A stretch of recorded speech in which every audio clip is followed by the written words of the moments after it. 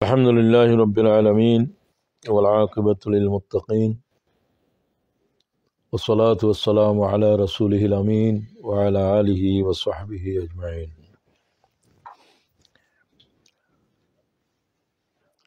আজকের can't area এটা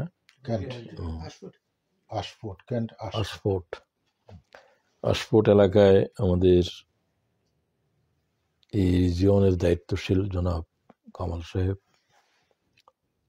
সম্মানিত উলামায়ে কেরাম, দায়িত্বশীল কর্মী ভাইয়েরা, আসসালামু আলাইকুম ওয়া রাহমাতুল্লাহি ওয়া বারাকাতুহু। ওয়া আলাইকুম আসসালাম ওয়া রাহমাতুল্লাহি ওয়া বারাকাতুহু। সমস্ত তারিফ সে আল্লাহর, তারিফের ভিতরে যার কোনো অংশ নাই, নবীর নাই, রসুলের নাই, কারো কোনো অংশ নাই। আলহামদুলিল্লাহ, সমস্ত তারিফের একমাত্র মালিক আল্লাহ। প্রশংসার যোগ্য যা দুনিয়ায় আছে সেগুলো আল্লাহই সৃষ্টি করেছেন। মুহাম্মদের সৌন্দর্য, রাসূলুল্লাহর আখলাক, এগুলো মুহাম্মদে বানায় নেই। ফুলের লাল সৌরভ ফুলে বানায় নেই বুঝার জন্য। তাহলে যা কিছু নিয়ে আমরা খুশি হই, আনন্দিত হই, প্রশংসা করি, এগুলোর মালিক, এগুলোর স্রষ্টা কে? আল্লাহ। এটাই হলো আলহামদুলিল্লাহ। এক কাতরা সে কাতরা, জাররা সে জাররা, প্রশংসার কোনো হকদার, কোনো মখলুক নাই। তো ইবাদতের ক্ষেত্রেও তাই, প্রশংসা করাটাও একটা ইবাদত। আলহামদুলিল্লাহ বললেন এটা। আর সবকিছুর জন্য নিয়ত বিশুদ্ধ করতে হবে। ইন্নামাল, ইমাম বুখারী এই হাদিস দিয়ে তার হাদিস শুরু করেছেন। ইমাম বুখারীর সবচাইতে হাদিসের ক্ষেত্রে তার দক্ষতা, যোগ্যতার ক্ষেত্রে শুধু এতটুকুই আপনাদেরকে আমি বলতে চাই, ইমাম বুখারী বিয়ে শাদী করেন নাই, সংসার করেন নাই, কোন তেজারত করেন নাই, ব্যবসা করেন নাই, কিছু করেন নাই। লোকেরা বলতো যে আপনি সংসার বিয়ে শাদী করবেন না, রাসূলুল্লাহ তো করছেন, সাহাবীরা করেছেন, সবাই। ইমাম বুখারী বলেন, মা খলিকতা ইল্লা লিল হাদিস, মা খলিকতু ইল্লা লিল হাদিস। হাদিস ছাড়া আর কিছুর জন্য আল্লাহ মুহাম্মদ বিন ইসমাইলকে বানায় নেই। সমগ্র হায়াত হাদিসের দরিয়ার ভিতরে শেষ হয়ে গেছে। সুবহানাল্লাহ, কি মেহনত করেছেন হাদিসের ময়দানের উপরে তার, সেটা অসাধারণ। সেগুলো বর্ণনা করতে হলে এটা একটা বর্ণনার বিষয়। এক একটা হাদিস বিশুদ্ধতার যাচাই করার জন্য কি কঠোর সাধনা মুহাম্মদ বিন ইসমাইল বুখারী গ্রহণ করেছেন। তিনি একসময় অন্ধ হয়েছিলেন ছোটকালে, তার আম্মা বেশি ক্রন্দন করেছে, ছেলেটা অন্ধ হয়ে গেল। তো তার আম্মা বেশি ক্রন্দন করার কারণে আল্লাহ তার অন্ধ চক্ষু আল্লাহ তাআলা ফিরে দিয়েছে। তিনি বলেছেন যে আমি দেখলাম যে ইব্রাহিম আলাইহিস সালাম যেন আমার চোখের উপরে হাত বুলিয়ে দিচ্ছে, তুমি কি চোখে দেখো না? আমি দেখতে পাচ্ছি। এটা আমার আম্মার ক্রন্দনের কারণে। উনি খুব অল্প বয়সে পিতা হারাইছেন, ওনার আম্মা ওনাকে দেখাশোনা করতেন। যাই হোক, ইমাম বুখারীর উপরে আর বেশি কথা বলতেছি না। যে ব্যক্তিটা বলল যে হাদিস ছাড়া আর কিছুর জন্য আমার জন্ম হয় নাই, কি জাতের মুহাদ্দিস এটা? রাসূলুল্লাহর হাদিসের উপরে তার ত্যাগ, তার কুরবানি কি? তো তিনি হাদিস জমা করার জন্য মক্কা শরীফ, হাদিসের বাব বেঁধেছে মদিনায়।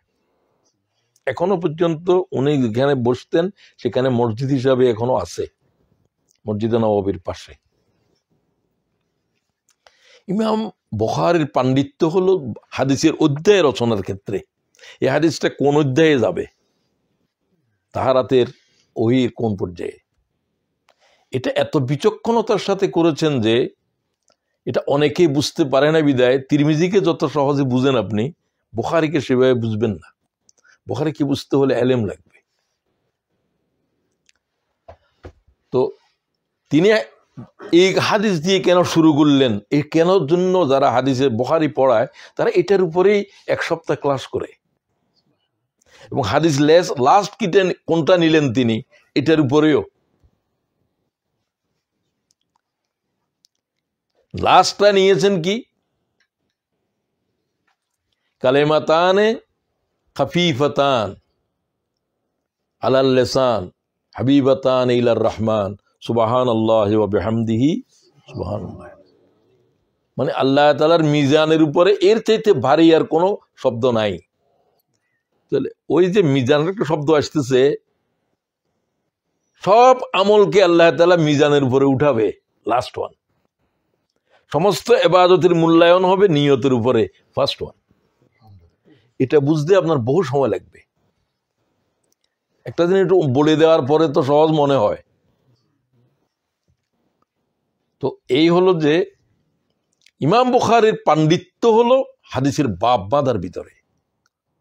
বাব বুঝুন তো, সব কথা তর্জমা করতে পারবো না, বহু কথা আরবি টারবি থাকবে, অধ্যায় পাঠ।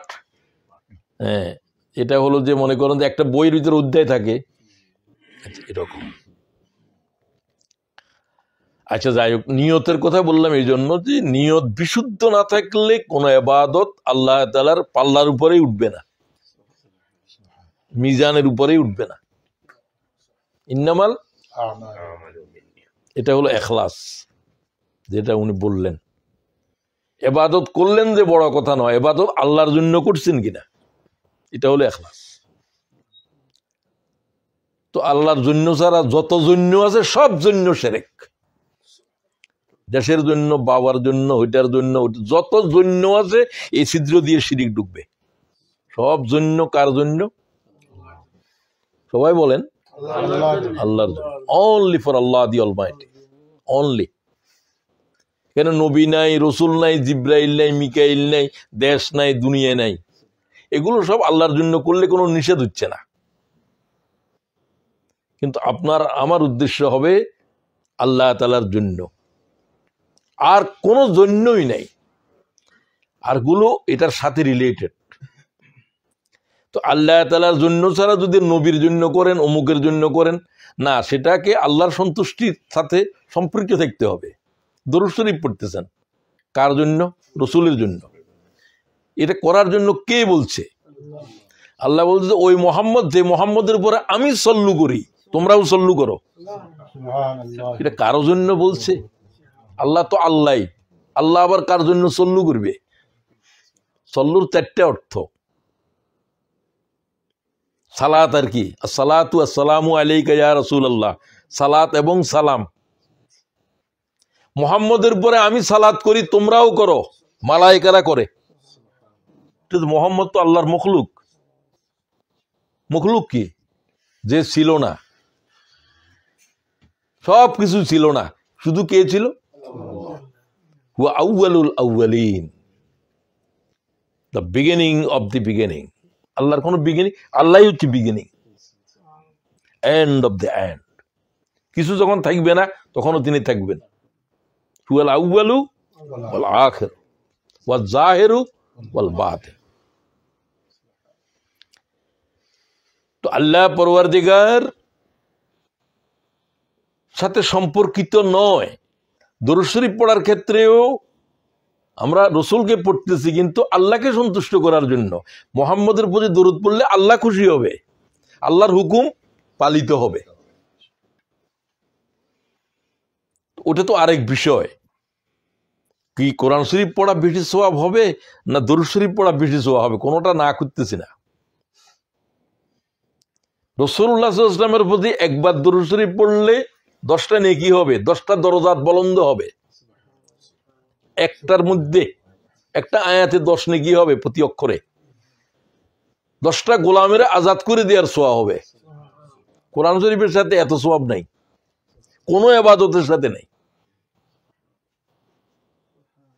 কথা বুঝেন? কয় হাজার বার দরুদ শরীফ দিনে পড়েন? 1000 পড়েন কেউ আছেন? আজকের প্রথম সিদ্ধান্ত, ওই যে এক ভাই বললেন, আমাদের মনির ভাই মনে হয়, না করল ভাই কি বললেন? হ্যাঁ মুনিমো কেরলো মুনিপ, আচ্ছা ক্যারল ট্যারল রাখো, মুনিপ ঠিক আছে। আব্দুল মুনিপ। হ্যাঁ, ও যে মনিম ভাই বললেন যেটা, সেটাই একটা কথা হলেও গ্রহণ করো। আজকে একটা কথা গ্রহণ করো যে 1000 বার দুরূদ শরীফ পড়বো না, জীবনে এমন কোনো দিন যাবে না।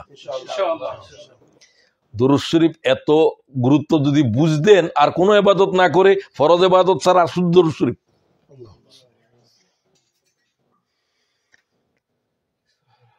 আল্লাহ তাআলা যার কণ্ঠে কোরআন শোনার জন্য রসুলকে বলেছেন,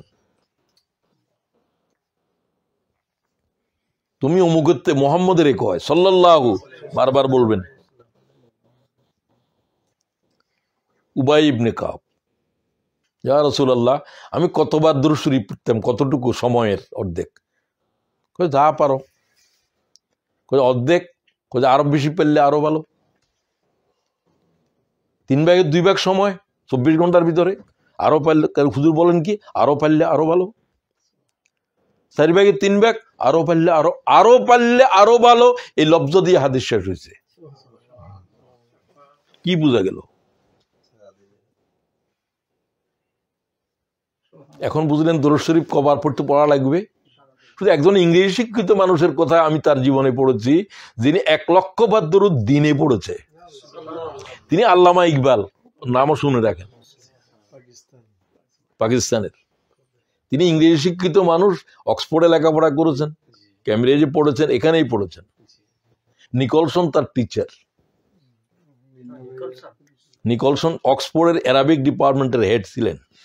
অ্যারাবিক এবং ফার্সি, দুনিয়াতে অ্যারাবিক বুঝাবার যত মানুষ আছে তার ভিতরে নম্বর করলে তিনি একজন। তিনি অনার অফ, তিনি ব্রিটিশ, তিনি নিকলসন। আচ্ছা যাই হোক, তোমরা বলার দরকার নাই।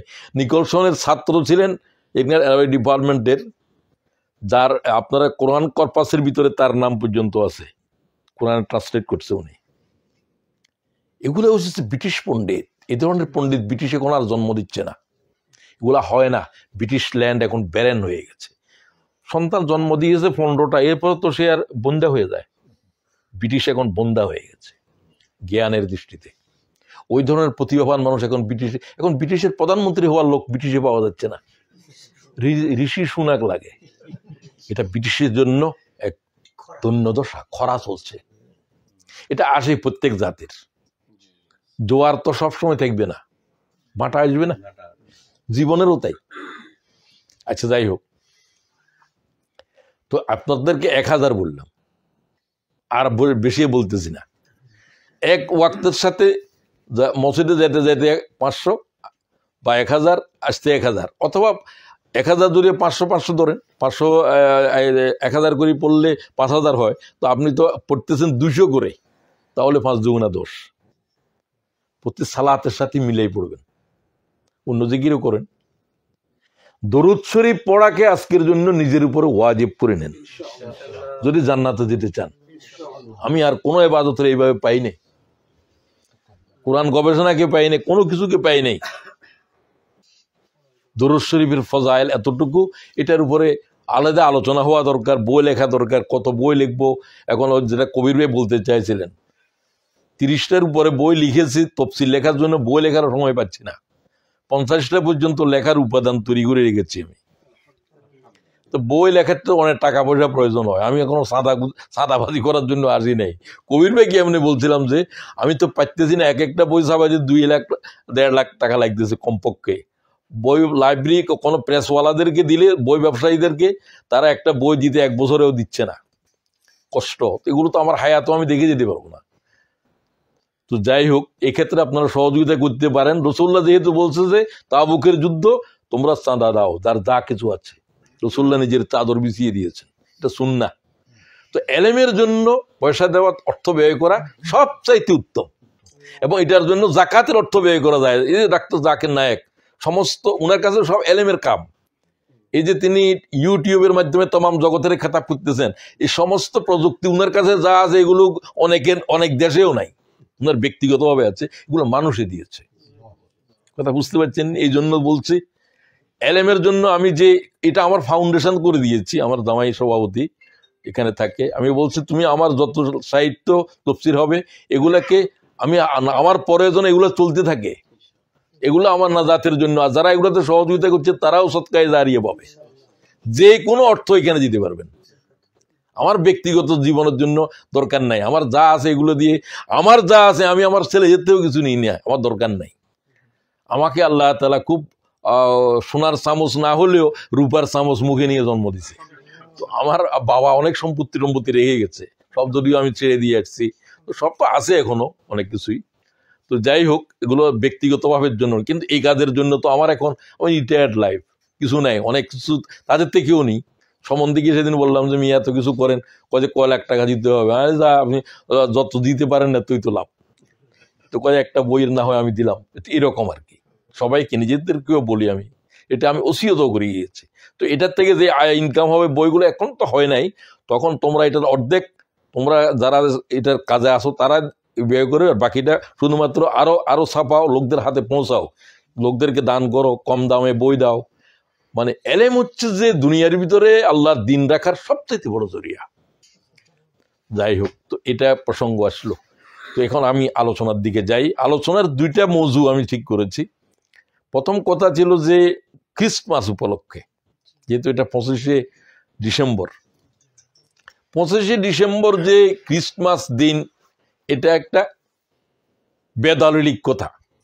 কোনো তাদের কিতাবে নাই যে এটা ঈসা আলাইহিস সালাম এই দিন জন্মগ্রহণ করছে। এটা বিতর্কিত থাকতেও পারে। আমাদের রসুলের জন্মদিন নিয়েও বিতর্ক আছে না? 570 খ্রিস্টাব্দের রবিউল আউয়াল মাসের সোমবার 12 তারিখ নয়, এটা ঐতিহাসিকভাবে প্রমাণ করে দেখাইছে অন্যরা। এটা দেখা যায় তো 570 সালের রবিবার, এটা বাইর করা যায় না, এটা তো ক্যালেন্ডারের বিষয়। কিন্তু 12 তারিখ পড়ে না, 9 তারিখ পড়ে, বলে ঐতিহাসিকদের কথা বলছে। 9 তারিখ 12 তারিখ এটা নিয়ে বিতর্ক আছে অনেক। তো ফকিদের কথা কি, যে জিনিস মোতাওয়াতির হিসাবে পরিচিত হয়ে গেছে এটাকেই গ্রহণ করো। মোতাওয়াতের মানে কি? সর্বজন বিদিত, সকলেই বলে যে 12 তারিখ 12 রবিউল, এটা চলে আসছে। এই হাদিসের ভিতরেও যে হাদিস একেবারে বেশি লোকে বলে আলোচনা হয়, এটাকে দামি হাদিস বলা হয়।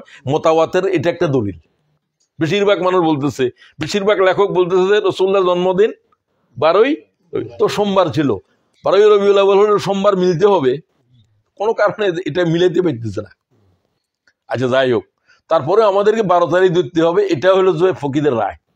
বেশিরভাগ আলোচনায় এটাই সাব্যস্ত। বারের উপরে সমস্যা নাই, সোমবার, মৃত্যুও সোমবারে, জন্মও সোমবারে, রাসূলুল্লাহ বলতে আমার নবুয়তও সোমবারে, আমি এই জন্য সোমবারে রোজাও রাখি, জন্মদিনও আমার এটা। আচ্ছা যাই হোক, তো এখন এটা হলো যে প্রথম বিতর্কিত। তো আমরা বিতর্কে যাচ্ছি না, তারা যেহেতু 25শে ডিসেম্বর, যাই হোক জন্মদিন তো একদিন, তো জন্ম তো আছে, একটা জন্ম তো করছে পৃথিবীতে একদিন। তো সেটা যদি তারা এটা গ্রহণ করে নাকি, এটা নিয়ে আমাদের বিতর্ক করার কোনো প্রয়োজন নাই। এটা তো আমি বললাম যে আমাদের রসুলকে নিয়েও আছে। তো উনাদের জন্মদিন পালন করা কোনো নিষিদ্ধ নয়। রসুল তো নিজের জন্মদিন পালন করতেছে, রোজা রাখতেছে। আপনি আপনার বার্থডে করলে কোনো গুনাহ নাই, কিন্তু কিভাবে করতেছেন সেটা হলো কথা। সওয়াব গুনাহ হওয়াটা কিভাবে উপরে, ইউটিউবে আপনি আলোচনা শোনাচ্ছেন, প্রোগ্রামটা কি, ওটার উপরে সওয়াব আর গুনাহ নির্ভর করে। এটা নাচ গান হলে একরকম, ভালো কাজ হলে তো এটার দ্বারা হাজার হাজার মানুষের হেদায়েতের কারণ হচ্ছে। বহুদিন পরে আমাকে একজনে বললো যে মহেশ ভাই, আপনার কি মনে পড়ে আপনি কক্সবাজার যাওয়ার পথে, এটাকে চকরিয়া কোরিয়ার এক মাহফিলে আপনি একটা কোরআনের আয়াত 28 বার পড়েছেন। তার সাথে আমার জীবনে দেখা হয় নাই। বহুত দিন পরে কেমনে আমার মোবাইল থেকে শুনতেছি। আমি আমার ঘরে বসে দূরের থেকে আপনার এই আলোচনা শুনছিলাম খুব মনোযোগ দিয়ে। আপনি 28 বার পড়েছেন, আপনার মনে আছে? আমার মনে নাই, তবে আমি একটা আয়াতের উপরে কথা বলছিলাম, সেটা আমার মনে আছে। তো তুমি তো কি জন্য প্রশ্ন করলে, কি জন্য জানাইলা? সেখানে আপনি কি বলছিলেন? তো আমার তো অনেক দিন পর খেয়ালও নাই যে কি বলছি, তাই বলাতে কিছুটা খেয়াল হয়েছে। কি যে আল্লাহ তাআলা তার বান্দাদের হেদায়েতের ফয়সালা কিভাবে হয়। হেদায়েত আল্লাহ কোনো কিছুর ভিতরে রাখে নাই। কিসের ভিতরে রেখেছে? আল্লাযীনা জাহাদু ফিনা লানাহদিয়ান্নাহুম সুবুলানা। সে আমার আয়াতটা পড়লো, আমার পরে মনে পড়ে গেছে যে হ্যাঁ, সম্ভবত আমি এই আয়াত বারবার পড়েছি, শুধু এই আয়াতের উপরে 1.5-2 ঘন্টা কথা বলছি। কারণ হেদায়েত ছিল সেদিন আলোচনার মূল মৌজু। আল্লাহ যা কিছু বানিয়েছে সবচেয়ে দামি জিনিস হেদায়েত। তো হেদায়েত কিভাবে পাওয়া যাবে? নবীকে পাওয়ার পরেও হেদায়েত পায় নাই, কোরআন শরীফ দেখার পরেও হেদায়েত পাচ্ছে না। হেদায়েত কিভাবে পাওয়া যাবে? হেদায়েত আল্লাহর কাছে, নবীর কাছে নাই। যদি থাকতো তাহলে রাসূল আবু তালেবকে হেদায়েত দিত, অন্যদের বাদ দেন, কাকে দিত? এদিকে খেয়াল করবেন। রাসূলুল্লাহ সাল্লাল্লাহু আলাইহি ওয়াসাল্লামের কাছে যদি হেদায়েত থাকতো, হুজুর 1 নম্বরে হেদায়েত কারে দিতেন? আবু তালেবকে। আবু তালেবের এত অবদান রাসূলের উপরে। আবু তালেবের যে আলী আবু তালেবের ছেলে কেউ জানে না, মুহাম্মদ ছেলে এটাই জানে সাল্লাল্লাহু। ততবারই বলবেন, আমি যেন ভুল না হয়। একবার বললে ওয়াজিব আদায় হয়, আবু হানিফা বলছে, মালিক বলছে যতবার মুহাম্মদ ততবার ওয়াজিব। ইমাম মালিক যথার্থ বলছে। আল্লাযীনা জাহাদু ফিনা লানাহদিয়ান্নাহুম সুবুলানা। সে বলছে 28 বার একটা আয়াত পড়েছেন আপনি, সেদিন আমার কলিজার ভিতরে এই আয়াত গেঁথে গেছে, আর সেদিনের পরে এখন আমি আপনার মতো কথা বলি। সে আলেম, কিন্তু আমার জীবনের একটাই চেঞ্জ। এই কথাটা কেন বললাম? কোথায় আল্লাহ হেদায়েত কখন কার কলবের ভিতরে নিয়ে যাবে, আপনারা যারা উপস্থিত আছেন তাদের চাইতে হতে পারে এই কথাটা যখন আরেকজনের শুনতেছে তার কলিজায় আঘাত করবে। রাসূলুল্লাহ হজ্জাতুল বেদায় একটা কথা কি বলছেন শেষ কথায়? আমার কথাকে তোমরা অনুপস্থিতদের কাছে ফালি ইউবাল্লিগু শাহিদুল গায়বা, এই উপস্থিতরা অনুপস্থিতদের কাছে আমার এই পয়গাম পৌঁছে দাও। হতে পারে রুব্বা মুবাল্লিগিন আও আমিন সামিঈন ক্বালা রাসূলুল্লাহ সাল্লাল্লাহু আলাইহি ওয়াসাল্লাম, রাওয়াহু মুসলিম। হতে পারে হে সাহাবীগণ, তোমাদের চাইতেও এই ইলমের উপরে, আমার হাদিসের উপরে তোমাদের চাইতেও যোগ্য মানব জন্ম হবে। ব্যাখ্যাকারীরা বলছে হাদিসের যে আল্লাহ তাআলা রাসূলুল্লাহর এই কথার থেকে কি তোমরা বুঝে নিলে না যে ইমাম বুখারীর মতো এই জাতের হাদিসের বিশারত সাহাবীদের ভিতরেও নাই? আমি কথা বুঝাইতে পারতেছি? সাহাবীদের মর্যাদা অনেক, সেটা আরেক জিনিস, কিন্তু লক্ষ লক্ষ হাদিস সিনার ভিতরে নিয়েছে এরকম সাহাবী নাই। কথা ভুল বুঝিয়েন না আবার। বলছে সাহাবীর থেকে মানুষ ভুল বুঝে, আমি বুঝি একটা বুঝাইতে চাওয়ার জন্য কথা বলি, তো সেটা কি বলছি সেটা উপমাটা নিয়েই শুরু হয়েছে আলোচনা। আর আমি আগে তো কথা বুঝতে হবে যে লোক কি প্রসঙ্গে এই কথাটা বলল, ঠিক কিনা? তো এখন আপনি অক্সফোর্ডে প্রফেসরি করেন, অনেক লেখাপড়া আপনার জানা আছে, আপনার বাপ এখনো, আমার আব্বা এখনো লাঙ্গল টানে, মনে করেন হইতে পারে, কোনো অসুবিধা নেই। মর্যাদা তো বাপের অনেক বেশি, কিন্তু আপনি তো অক্সফোর্ডের প্রফেসর, জ্ঞান আপনার অনেক বেশি আধুনিক দৃষ্টিতে। মর্যাদা নয়, সাহাবীদের মর্যাদা পর্যন্ত কেউ যাইতে পারবে না। কথা বুঝতে পারলেন নি? এই বুঝি নিয়েন, এটা হলো যে জ্ঞানের ক্ষেত্রে হাদিসের লব্জও তাই।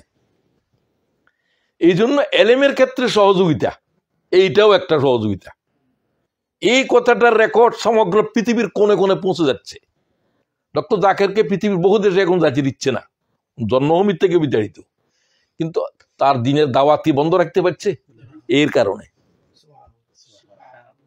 এলমের জন্য এটা এক ধরনের কিতাব, এটা আগে ছিল না প্রযুক্তি, শুধু বই ছিল, এখন আরো বই, এর সাথে এগুলো, এখন আপনি ক্লিক করেন 10 জনের কাছে পৌঁছে দিলেন। কিভাবে দাওয়াতের तमाम পৃথিবীর কোণে কোণে পৌঁছে দিচ্ছে এই যন্ত্রটা, ঠিক কিনা? যে যুগের যাকে যা কিছু পান আপনি আল্লাহ তাআলার দ্বীনের ইলম শিখার জন্য, এই ইউটিউবের কারণে শত শত মেয়ে কোরআন শরীফের বিশেষজ্ঞ হয়ে গেছে, প্রত্যেকদিন ক্লাস করে, কোথাও গ্রামার শিখের অনলাইনে, আমার ঘরের ভিতরে দেখতেছি আমি, আছে কিনা? তো আপনি কাজে লাগাতে চাইলে এরকম আল্লাহ আমাদেরকে তৌফিক দাও। আসেন এবার, তো আমাকে একটা বিষয় দিয়েছে যে লাস্ট আওয়ার, পৃথিবীর শেষ সময়। তো সাধারণত এটা বোঝা যায় যে কেয়ামত নিকটে। আপনাদের পোস্টারে যেটা কবির ভাই আমার কাছে পাঠাইছে, তা আমি বললাম দেখেন আমি আর মুশকিল হয়ে গেল, আমি একটা বিষয়ে ধরলে এটার পরে আমার সময় চলে যায় অনেক। তো এই জন্য আজকে দৌড়টাই আলোচনা করতে চাই, যেহেতু কথা ছিল যে ঈসা আলাইহিস সালামের মা এবং ঈসা আলাইহিস সালাম সম্পর্কে আজকে তাদের ঈসা আলাইহিস সালামের জন্মদিনের এই মাসে কথা বলবো ইনশাআল্লাহ, অল্প সময় হলেও অনুষ্ঠান হলেও। তো লাস্ট আওয়ারের উপরেও কিছু কথা বলতে হয়। লাস্ট আওয়ার, হুজুর বলছে লাস্ট আওয়ার হলো যেদিন আমি পৃথিবীতে এসেছি, তোমরা বুঝতে পারো পৃথিবীর শেষ সিগন্যাল দেওয়া হয়েছে, I am the last Messenger. আমি হচ্ছে কেয়ামতের প্রথম আলামত। বুঝলেন, আলামতে কেয়ামত। তবে এটা কেয়ামত আলামত দুই রকম, সগরা এবং কোবরা। কিছু আলামত দেখা গেলে মনে হচ্ছে কেয়ামত একেবারে ভেরি নিয়ার, আর বিগিনিং কিছু কেয়ামতের সূচনা শুরু হয়ে গেছে বুঝতে পারো। নিজের আঙ্গুল দেখা বলতে আমি কেয়ামত এইভাবে, সাথে কোনো নবী এটা বলে নাই। আচ্ছা, তাহলে আলামতের কেয়ামত নিজেই বলছে এটা হাদিস। আমি তো আপনারা ওই হাদিস তো জানেন যে রাসূলুল্লাহ সাল্লাল্লাহু আলাইহি ওয়াসাল্লাম সাহাবীদের দরবারের ভিতরে বসা, হঠাৎ করে একটা মানুষ আসলো। হঠাৎ হযরত ওমর হাদিস বর্ণনা করেন, এটা হাদিসে জিবরিল বলে। হাদিসে এটা না পড়লে পড়ে নিয়েন, এটা একটা হাদিস নয়, এখানে অনেকগুলো হাদিস আছে একটা হাদিসের ভিতর, খুব গুরুত্বপূর্ণ হাদিস এটা। তো আমরা, তিনি বলেন যে বাইনাহুমা নাহানু জুলুস ইনদা রাসূলুল্লাহ সাল্লাল্লাহু আলাইহি ওয়াসাল্লাম যাতা ইয়াউমিন, কোন একদিন আমরা রাসূলের দরবারের ভিতরে, আল্লাহর পয়গম্বর দরবারে ছিলাম সাহাবীরা। ইসতালা আলাইনা রাজুলুন শাদীদ বিয়াযিস সিয়াব, দবদবে সাদা কাপড়, কালো কুসকুসে দাড়ি একটা লোক আমাদের ভিতরে হঠাৎ করে উদয় হলো। এ তো হাঁটি হাঁটি হাঁটি আসতেছে না, মালায়েকা, হঠাৎ করে উদয় হলো। তালা মানে চন্দ্র উদয় হওয়ার মতো। লা ইউরা আলাইহি আসারুস সফর, লোকটা যে দূরের থেকে আসছে, সফরের কোনো চিহ্ন নাই। ওয়ালা ইয়ারিফুহু মিন্না আহাদুন, আমরা কেউ তাকে চিনলামও না। লোকাল হলে তো আমরা চিনতাম, দূরের লোক হলে তো তার মধ্যে কি দেখতো, সফরের ক্লান্তি, ধুলাবালি, একবারে ফ্রেশ, আমরা কেউ চিনি না। সে লোকটা আমাদের কাকেও সালামও করলো না, আমাদের সাথে কথাও বললো না। ইমাম বুখারী হাদিস নিয়েছেন, মুসলিম নিয়েছেন, বিশুদ্ধতার দৃষ্টিতে কোনো প্রশ্ন নাই। হাদিসের রাবি হলো ওমর, প্রথম রাবির নাম হলো সাহেবুল হাদিস, এই হাদিসের তিনি মালিক। ফাসনাদা রুকবাতাইহি ইলা রুকবাতাইহি ওয়া ওয়াযা কাফাইহি আলা ফাখযাইহি, এই লোকটা আমাদেরকে ঠেলে সামনে চলে গেল। রাসূলুল্লাহ হাঁটু গেড়ে বসেছিলেন, সব নিচে বসছে, চেয়ার টেবিলের কাম নাই মসজিদের ভিতরে। রাসূলুল্লাহ দুই হাঁটুর সাথে তার দুই হাঁটু মিলিয়ে দিল, দুই হাত দুই রানের উপর রাখলো। ইয়া মুহাম্মদ, আমাদের সামনে বলতেছে, ইয়া রাসূলুল্লাহ বলে না, ইয়া মুহাম্মদ আখবিরনি আনিস সাহ। অনেক হাদিস, আমি শেষটা বলতেছি, আমাকে কিয়ামত সম্পর্কে বলেন। আমরা তো চুপ হই, রাসূলের দরবারের ভিতরে অনুমতি ছাড়া কেউ কথা বলে না।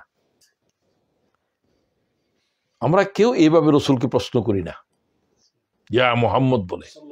আরে আল্লাহ কোরআন শরীফ পর্যন্ত ইয়া মুহাম্মদ বলে নাই, সুবহানাল্লাহ, কোথাও বলে নাই। ইয়া আদম, ইয়া নূহ এগুলা আছে, ইয়া মুহাম্মদ নাই, সুবহানাল্লাহ ওয়া বিহামদি। এই লোকটা এইভাবে বললো, হুজুরকে নাম ধরে, যেমন বন্ধু বলে।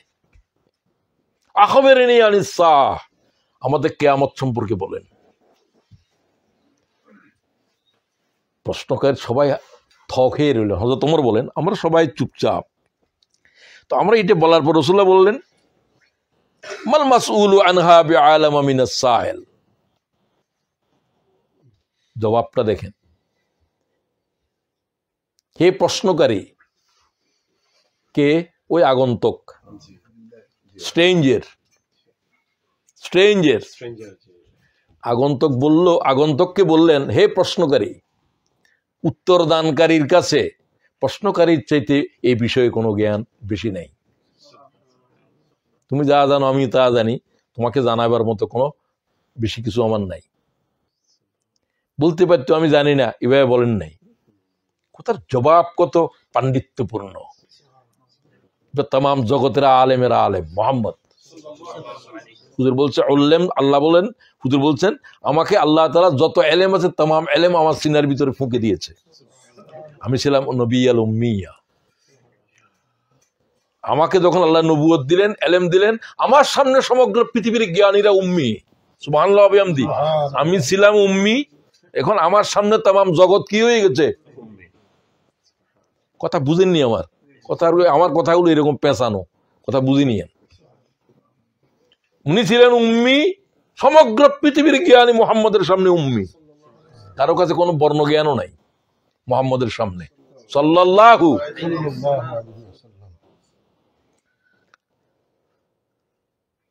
লোকেরা হযরত ওমর বললেন, আমরা আশ্চর্য হলাম হুজুরের জবাব শুনে। তাহলে এই লোকটা কিছু জানে না এমন না,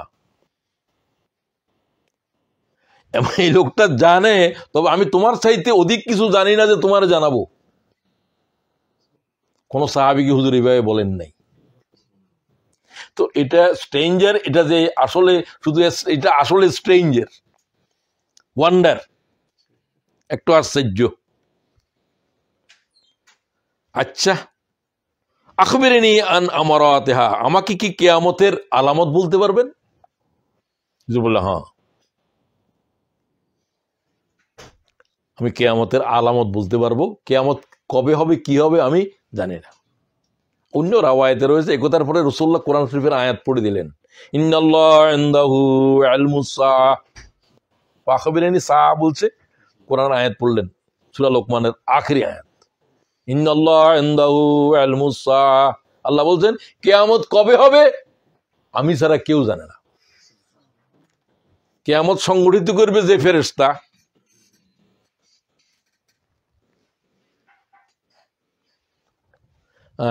কিয়ামত আমার পরে কখন হবে আই ডোন্ট নো, আমি শুধু জানি না নই, আল্লাহ বলছেন যে accept Allah, no one knows when কিয়ামত, পৃথিবীর এই প্রলয়ঙ্কর এই দিনটা কখন আসবে, হোয়েন। কে কিয়ামত সংগঠিত করবে? ফেরেশতাদের ভিতরে এই দায়িত্ব কার? রিজিক বন্টন করে একজন, ওহী বহন করে একজন, কিয়ামত সংগঠিত করবে কে? ইসরাফিল। কি হাতে আছে? সিংহা হাতে। কয় বছর? পৃথিবীর জন্ম থেকে, তার জন্ম থেকে সিংহা হাতে রয়েছে। যদি জানতো যে 10 বছর পরে হবে, তো তখন সিংহা হাতে নিত ফু দেওয়ার জন্য। স্ট্যান্ড বাই, আল্লাহ যখন বলবে তখন। কোটি বছর পরে পৃথিবীর শেষ হওয়ার জন্য গোটা পৃথিবীর হায়াত লাগবে না যাওয়া, ততক্ষণ পর্যন্ত সে এক পায়ের উপরে দাঁড়িয়ে আছে। আল্লাহর হুকুম এভাবে পালন করতে হয়, স্ট্যান্ড বাই থাকতে হবে। আল্লাহ যা নির্দেশ করবে তাই, তাহলে তারও জানা নেই, আর কাজ জানা থাকবে যিনি এই দায়িত্বে আছেন। আল্লাহ বলবেন যে এখন ওয়ানুফিখা ফিস-সূর, এখন সিংহের ভিতরে ফু দাও, ব্লো করো। তখন সিংহে ফুঁক দিবেন। এক ফু দিতে 40 বছর লাগবে। তিনটা দিবে, একটা তার নিঃশ্বাস এত লম্বা হবে। কয় বছর? 40 ইয়ার্স। 40 ইয়ার্স ফু যে দিল, 40 বছর পর্যন্ত চলবে। এটা কিছু থাকবে না, সব কানের পর্দা ছেড়ে যাবে, শুধু ইবলিস বাঁচি থাকবে, সে মরবে না। দজ্জাল তো বহু থাকে, দজ্জাল তো হায় আরো 40 দিন। শয়তান শুধু, কোনো জিন্নাত বাঁচি থাকবে না, শুধু কে থাকবে? ইবলিস মারা যাবে না। এই 40 বছর পর্যন্ত সে টর্চার হবে, তার মৌতের কষ্ট চলতে থাকবে। মৌত হবে না, সাকরাত চলবে, সে লাস্টে মারা যাবে। 3:40 পরে। সুবহানাল্লাহ কও। সুবহানাল্লাহ। শাস্তি দেওয়ার পদ্ধতি বুঝছেন? আল্লাহ এখন ধরছে, শাস্তির শুরু হয়েছে। এতদিন যা ইচ্ছা করছো, লক্ষ কোটি মানব জাতির গোমরা করছো। আল্লাহ। তোমার মৌত থেকে শুরু হয়েছে, তোমার পাওনা দেওয়া শুরু হয়েছে। তো এরপরে আসেন, আলামত জানতে চাইলে হুজুর বললেন, হ্যাঁ আমি আলামত বলতে পারবো। সেটা কি? জিবরাইল বললেন। জিবরাইলের পরিচয় তো নাই, স্ট্রেঞ্জার। আনতালিদুল আমাতু রাব্বাতাহা, আনতালিদুল আমাতু রাব্বাতাহা। কি বলল? দাসীগণ যখন মনিবকে প্রসব করবে, দ্য স্লেভস বর্ণ করবে কি? কিং, তার রাজাকে। উমা কথা বলে রূপক, এটা রেটোরিক্যাল, এলিগোরিক্যাল, নট আ স্ট্রেট, এলিগোরিক্যাল। আরেকটা জিনিসের উপমা দিয়ে কথা বলছে। দাসীরা মনিবকে জন্ম দেবে। মনিবের জন্মদাতা হলো দাসী। অনেক অর্থ। একটা অর্থ কি? রাজা প্রজা সমাজের পরিচালক আসবে গোলাম বংশ থেকে, নিকৃষ্ট পরিবার থেকে। বুঝা গেল? একটা সমাজ ধ্বংস হতে হলে এই জাতের মানুষেরা সমাজের নেতৃত্বে আসতে হবে, যারা এইটার উপযুক্ত নয়। খুব নিম্ন অথর্ব পরিবারের থেকে সমাজের নেতারা উঠে আসবে। আচ্ছা, আনতালিদুল আমাতু রাব্বাতাহা। আরেকটা অর্থ কি? মা জন্ম দিছে সন্তানকে, মাকে দাসীর মতো আচরণ করবে। এদের বউ এদের কাছে গুরুত্বপূর্ণ, ওটা গুরুত্বপূর্ণ, মা বাপের কোনো গুরুত্বই নাই। বুঝবা যে কিয়ামত নিকটে এসে গেছে, একেবারে ভেরি নিয়ার। কিয়ামত is knocking at the door.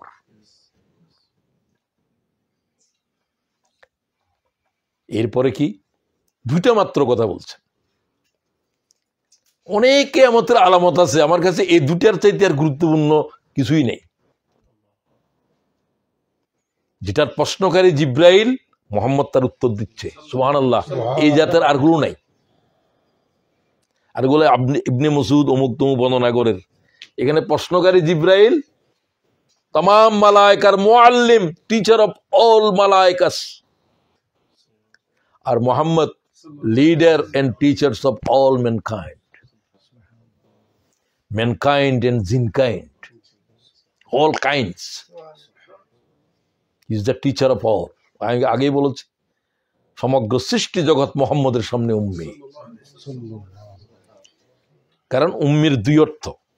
এক অর্থ, হি ক্যানট রিড, হি ক্যানট রাইট, আনলেটার্ড। আর একটা অর্থ কি? উম্মুন। দুটার ধাতু একটা, মূল একটা। উম্মুন মানে মা, সবকিছুর মূল। আগে ছিল আনলেটার্ড, এখন হয়ে গেছে সমস্ত এলেমের মা। সুবহানাল্লাহ ওয়া বিহামদিহি। এটাও নবিয়াল উম্মিয়া, অর্থ দুই রকম। Am I clear? ভালো করে মনে খেয়াল না থাকলে শব্দ ছুটে যাবে। একটা শব্দ ছুটে গেছে, আপনি আর কিছু বুঝতে পারবেন না। I am sorry. এখন আসেন, এরপরে বললেন কি? আর একটা গুরুত্বপূর্ণ, এই লাস্ট আওয়ারের উপরে কথা বেশি বলতে পারবো না, সময়ও কম। এরপরে বললেন, আনতালিদুল আমাতু রাব্বাতাহা ওয়া আনতারাল হুফাতাল উরাতাল আলা রিয়াশা। শাহ মানে হলো বকরি। ইয়াতাতাওয়ালুনা ফিল বুনিয়ান। হে প্রশ্নকারী, তুমি যখন দেখবে নেকেড ফুটেড, যার পায়ের ভিতরে কোনো জুতা নাই, বেয়ার ফুটেড, বেয়ার অথবা নেকেড বডি, গায়ের ভিতরে গামছা, কোনো জামা নাই, কিছু নাই, পায়ের ভিতরে স্যান্ডেল নাই, জুতা নাই, এই সমস্ত পরিবারের লোকেরা স্কাই কিচিং বিল্ডিং এর দালানের ফাউন্ডেশন দেবে। এদের বাপে বিল্ডিং নয়, ইটও দেখে নাই। রাখাল, একেবারে সাধারণ, একেবারে দরিদ্র পরিবার, মানে সমাজ উল্টে যাবে। নিজগুলা কি হয়ে যাবে, জেরগুলো কি হয়ে যাবে, জবর হয়ে যাবে। জবর কি হয়ে যাবে, জের হয়ে যাবে। তুমি বুঝবা যে কিয়ামত নিকটে এসে গেছে। এগুলা হচ্ছে কিনা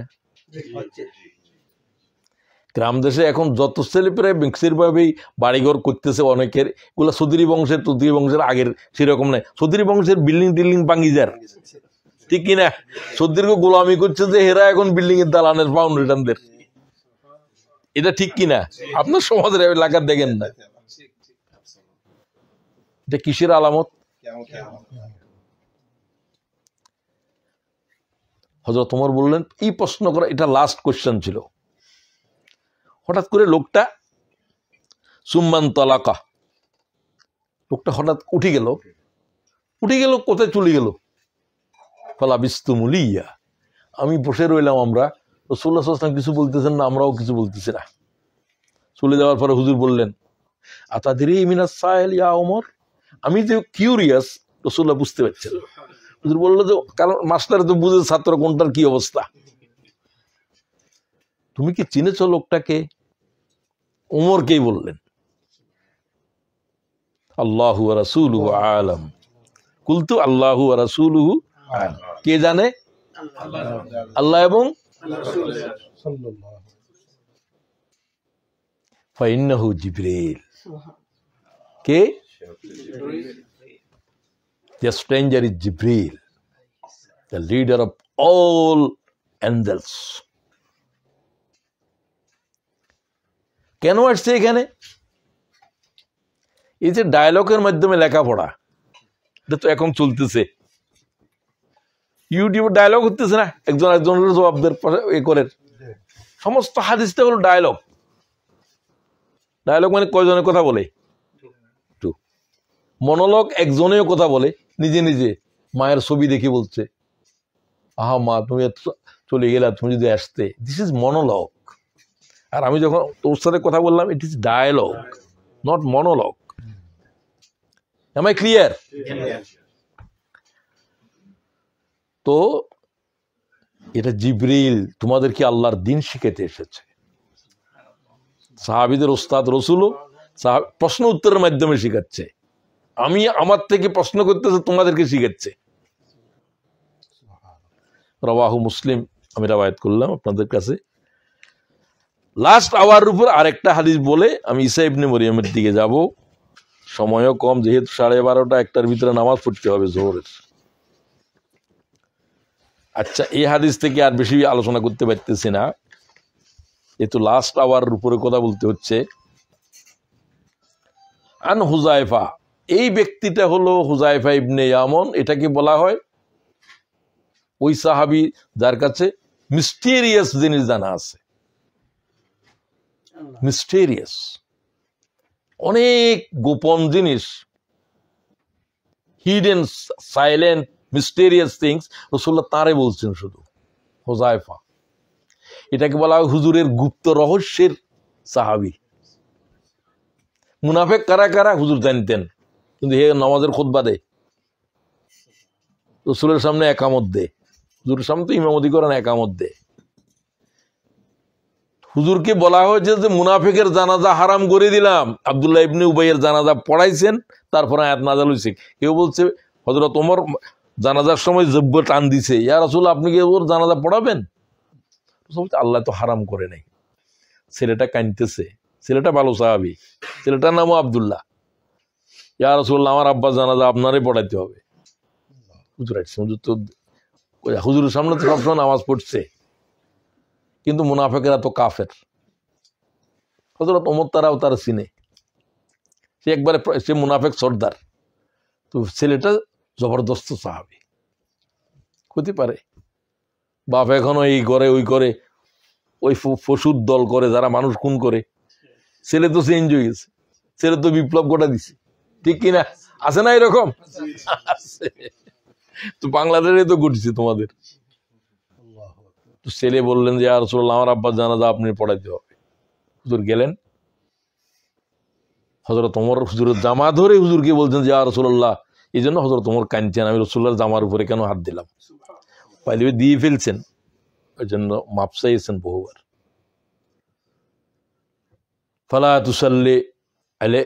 তুসাল্লি আলা আনহুম মাতা আবাদা, এরকম একটা আয়াত সূরা তওবার ভিতরে। মুহাম্মদ, আজকে থেকে কোন মুনাফিকের জানাজা পড়া তোমার জন্য হারাম করে দিলাম। ওয়ালা তাকুম আলা কবরিহি, কবর, তাদের কবরে গিয়েও দোয়া করতে পারবে না। আর যদি করো 70 বার দোয়া করলেও মুহাম্মদ দোয়া ফিরাই দেব আমি সাল্লাল্লাহু। এরপর রাসূলুল্লাহর কোন মুনাফিকের জানাজায় যান নাই। কিন্তু মুনাফিক কারা তো কেউ জানে না। দেখতে তো হুযায়ফা যায় কিনা, Huzaifa, the knower of the all mysterious thing, এই সেই সাহাবী। তার কথা এত বললাম যে কিয়ামতের ম্যাক্সিমাম আলামতের হাদিস এগুলো অনেক সামনের, এগুলো হুযায়ফা থেকে বর্ণিত। তো তিনি বলতেছেন যে কিয়ামতের 10টা আলামত রাসূলুল্লাহ সাল্লাল্লাহু আলাইহি ওয়াসাল্লাম বলছেন যে এই 10টা না আসা পর্যন্ত কিয়ামত হবে না, এগুলা আসতে হবে। কয়টা? এগুলা হলো যে কি, স্মল না বিগ? বিগ আলামত, সিমটমস। এগুলো একটা একটা যখন আসবে, একটাও যদি আসে যায় বুঝবে যে কিয়ামত ভেরি নিয়ার।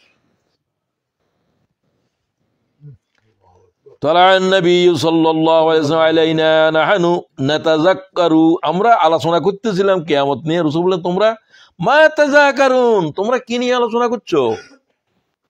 ক্বালু নাযকুরু সা, আমরা সা নে, সা মানে কিয়ামত, ওই আগে বলতাম সা। হুজুর বলছে কিয়ামত, তোমরা কিয়ামত কি জানো, শোনো। তখন হুজুর বললেন, এই হাদিস বললেন যে জেনে রাখো, ইন্নাহা লান তাকুমু হাত্তা তারাউ ক্বাবলাহা 10 আয়াত, 10টা আয়াত না আসা পর্যন্ত কিয়ামত হবে না। দিস 10 সিমটমস, আলামত, লক্ষণ। নাম্বার 1, দাজ্জাল। কি আসতে হবে? দাজ্জাল আসছে, আপনি মনে করতে পারেন যে কিয়ামতের সিগন্যাল, এখন ফাইনাল সিগন্যাল চলতেছে, এখন লাস্ট ওয়ার্নিং, এখন কিয়ামত একবারে নিকটে। দাজ্জালের উপরে কিছু কথা হয়তো বলবো, এখন নাই 10টা শুনেন, বাকিদের উপরে কথা বলার বেশি সময় নেই। দাব্বা, দাব্বা এমন একটা প্রাণী আসবে, দাব্বার এখন তো 10। দাব্বা তুলুল শামসি মিন মাগরিবিহা, পশ্চিম দিক থেকে সূর্য উদয় হওয়া। দাব্বাতুল আরদ হলো এক ধরনের 4 পাওয়ালা কিন্তু কথা বলবে, অদ্ভুত এক প্রাণী বাইর হবে। তার হাতে মুসা আলাইহিস সালামের লাঠি থাকবে। সে কোন লোক কাফের, তার কপালের উপরে দিয়ে দিবে, চিহ্ন দিবে। এরপরে আর তওবা কবুল হবে না। এক ঘরের ভিতরে এই কাফেরই থাকবে, সিলমারা হয়ে গেল। ও সিল মারবে, এই পশু কথা বলবে কিন্তু পশু 4 পায়ে হাঁটবে। এটা পিকুলিয়ার, এটা আর বাইর হবে না। ওইটা এই জীবনে এইবারেই হয়েছে, দুনিয়া আর এরকম হবে না। এটা হলো দাব্বাত, সে তামাম পৃথিবী সফর করবে, তারা কেউ মোকাবেলাও করতে পারবে না। মুসা আলাইহিস সালামের লাঠিরে 90,000 জাদুঘরে মোকাবেলা করতে পারে, তো ওটা তো মুসা আলাইহিস সালামের হাতে, কিন্তু তার হাতে এটা থাকবে। কেউ বলছে তার হাতে সুলাইমান আলাইহিস সালামের আংটিও থাকবে। আচ্ছা, যাই হোক, এটা বাইর হবে, এটা ভূমির থেকে বাইর হবে, বুঝছেন? আল্লাহ মাফ করো, এগুলো দেখাইও না আমাদেরকে। তুলুই শামসি মিন মাগরিবিহা, পশ্চিম দিক থেকে একদিন হঠাৎ করে সূর্য উঠে যাবে। সেই দিন থেকে আর কোনো তওবা কবুল হবে না। তুমি সকালে উঠে দেখলে যে সূর্য উঠে কি দিক থেকে উঠতেছে, বাস যারা মুমিন আসো, যারা কাফের আসো। আর কোনো কান্নাকাটি, কোনো তওবা, আল্লাহর তওবার দরজাই বন্ধ হয়ে গেছে। This is the signal. Allah আমাদেরকে মাফ করে দেন। জন্য তওবাকে আগামীকালের জন্য রেখে দিও না, কালকেও তো উঠে যেতে পারে, তো আননোন টু অল। কথা বুঝছেন? এ আলী, গুনাহ করার পরে তওবাকে আগামীকালের জন্য লিখে দিবে না। আগামীকাল তওবা করবে। তওবা কখন? যখন গুনাহ হয়েছে তখন। গুনাহ হয়ে যেতে পারে, গুনাহ হওয়া বড় কথা নয়। ইয়া আলী ইযা আযনাবতা যামবান ফালা তুআক্কিরিত তাওবাতা ইলা গাদিন ফাইন্না গাদান মুসাফাতুম বাঈদ। এ আলী, আগামীকাল কি করে তুমি আগামীকাল পর্যন্ত থাকবা? আগামীকাল আসতে হচ্ছে ওয়াহিয়া মুজিয়ু ইয়াউমিন ওয়া লাইলা, একটা দিন একটা রাত না গেলে কি আগামীকাল আসবে? It's a long time. খুব খেয়াল করেন, লং টাইম। একটা রাত কি করে যাবে গুনাহ নিয়ে? একটা দিন কি করে অতিবাহিত করবে? সুবহানাল্লাহ। সকলে কিন্তু আমরা গুনাহগার। উনি বললেন যে শুধু গুনাহ নয়, আমরা শিরিকে আছি যে আমরা জানিও না। কারণ জানার জন্য যে এলেম লাগবে, সে এলেম এত সূক্ষ্ম যে ওই অন্ধকার রাতের পিপিলিকে কালো এর ভিতরে, আমি এটাকে বলি যে কালো অন্ধকারের কালো রজনীতে অতগুলো অন্ধ কালো বিড়াল খুঁজতেছে, সব সব কালো, রাত্রিও কালো, সে নিজেও অন্ধ, খুঁজতেছে কালো বিড়াল। কিয়ামত পর্যন্ত পাওয়ার কোনো সম্ভাবনা নেই। খুব খেয়াল করিয়েন, এলেম হচ্ছে সেরাক। সেরাক কি? চোখের জন্য, সবকিছুর জন্য সেরাক হলো, বাতি হলো জ্ঞান। জ্ঞান মানে হলো কোরআন শরীফের এলম, ইকরা, যেটা পড়তে আল্লাহ বলছেন। দাব্বাতুল আরদের উপর আর কথা নাই। এই যেন সূর্য উদয় হয়ে গেছে, শেষ, ফাইনাল। এটা আচানক হয়ে যাবে, সাডেনলি। সুবহানাল্লাহ বিহামদি। সে অপেক্ষা করছে কালকে তওবা করবে। ঠিক আছে, কালকে থেকে, আজকে পড়ি নেই, কালকে থেকে পড়ো। কাল পর্যন্ত তোর হায়াত থাকবে? কিয়ামত যেমন হতে পারে, মরণও তো হতে পারে। Death keeps no calendar, death keeps no calendar. মৃত্যু কোনো দিনপঞ্জিকা মেনে চলে না, তোমার জন্য আমার জন্য। আগামীকাল এইবার এই হবে, এরকম কারো কাছে কোনো ক্যালেন্ডার আছে মৃত্যুর? কখন আসবে কি? তার কাছে একটা ক্যালেন্ডার আছে। রাসূলুল্লাহ বললেন, আমি একটা ফেরেশতারে দেখলাম যে সে কারো দিকে তাকাচ্ছে না, তার দুই পায়ের মাঝখানে যেন কি একটা আছে, সে তার দিকে তাকিয়ে আছে। জিবরাইলকে বললো, ইয়া রাসূলুল্লাহ, এই ফেরেশতা আমার তো সালামও দিল না। হুজুর কয়, সবাই সালাম দিচ্ছে।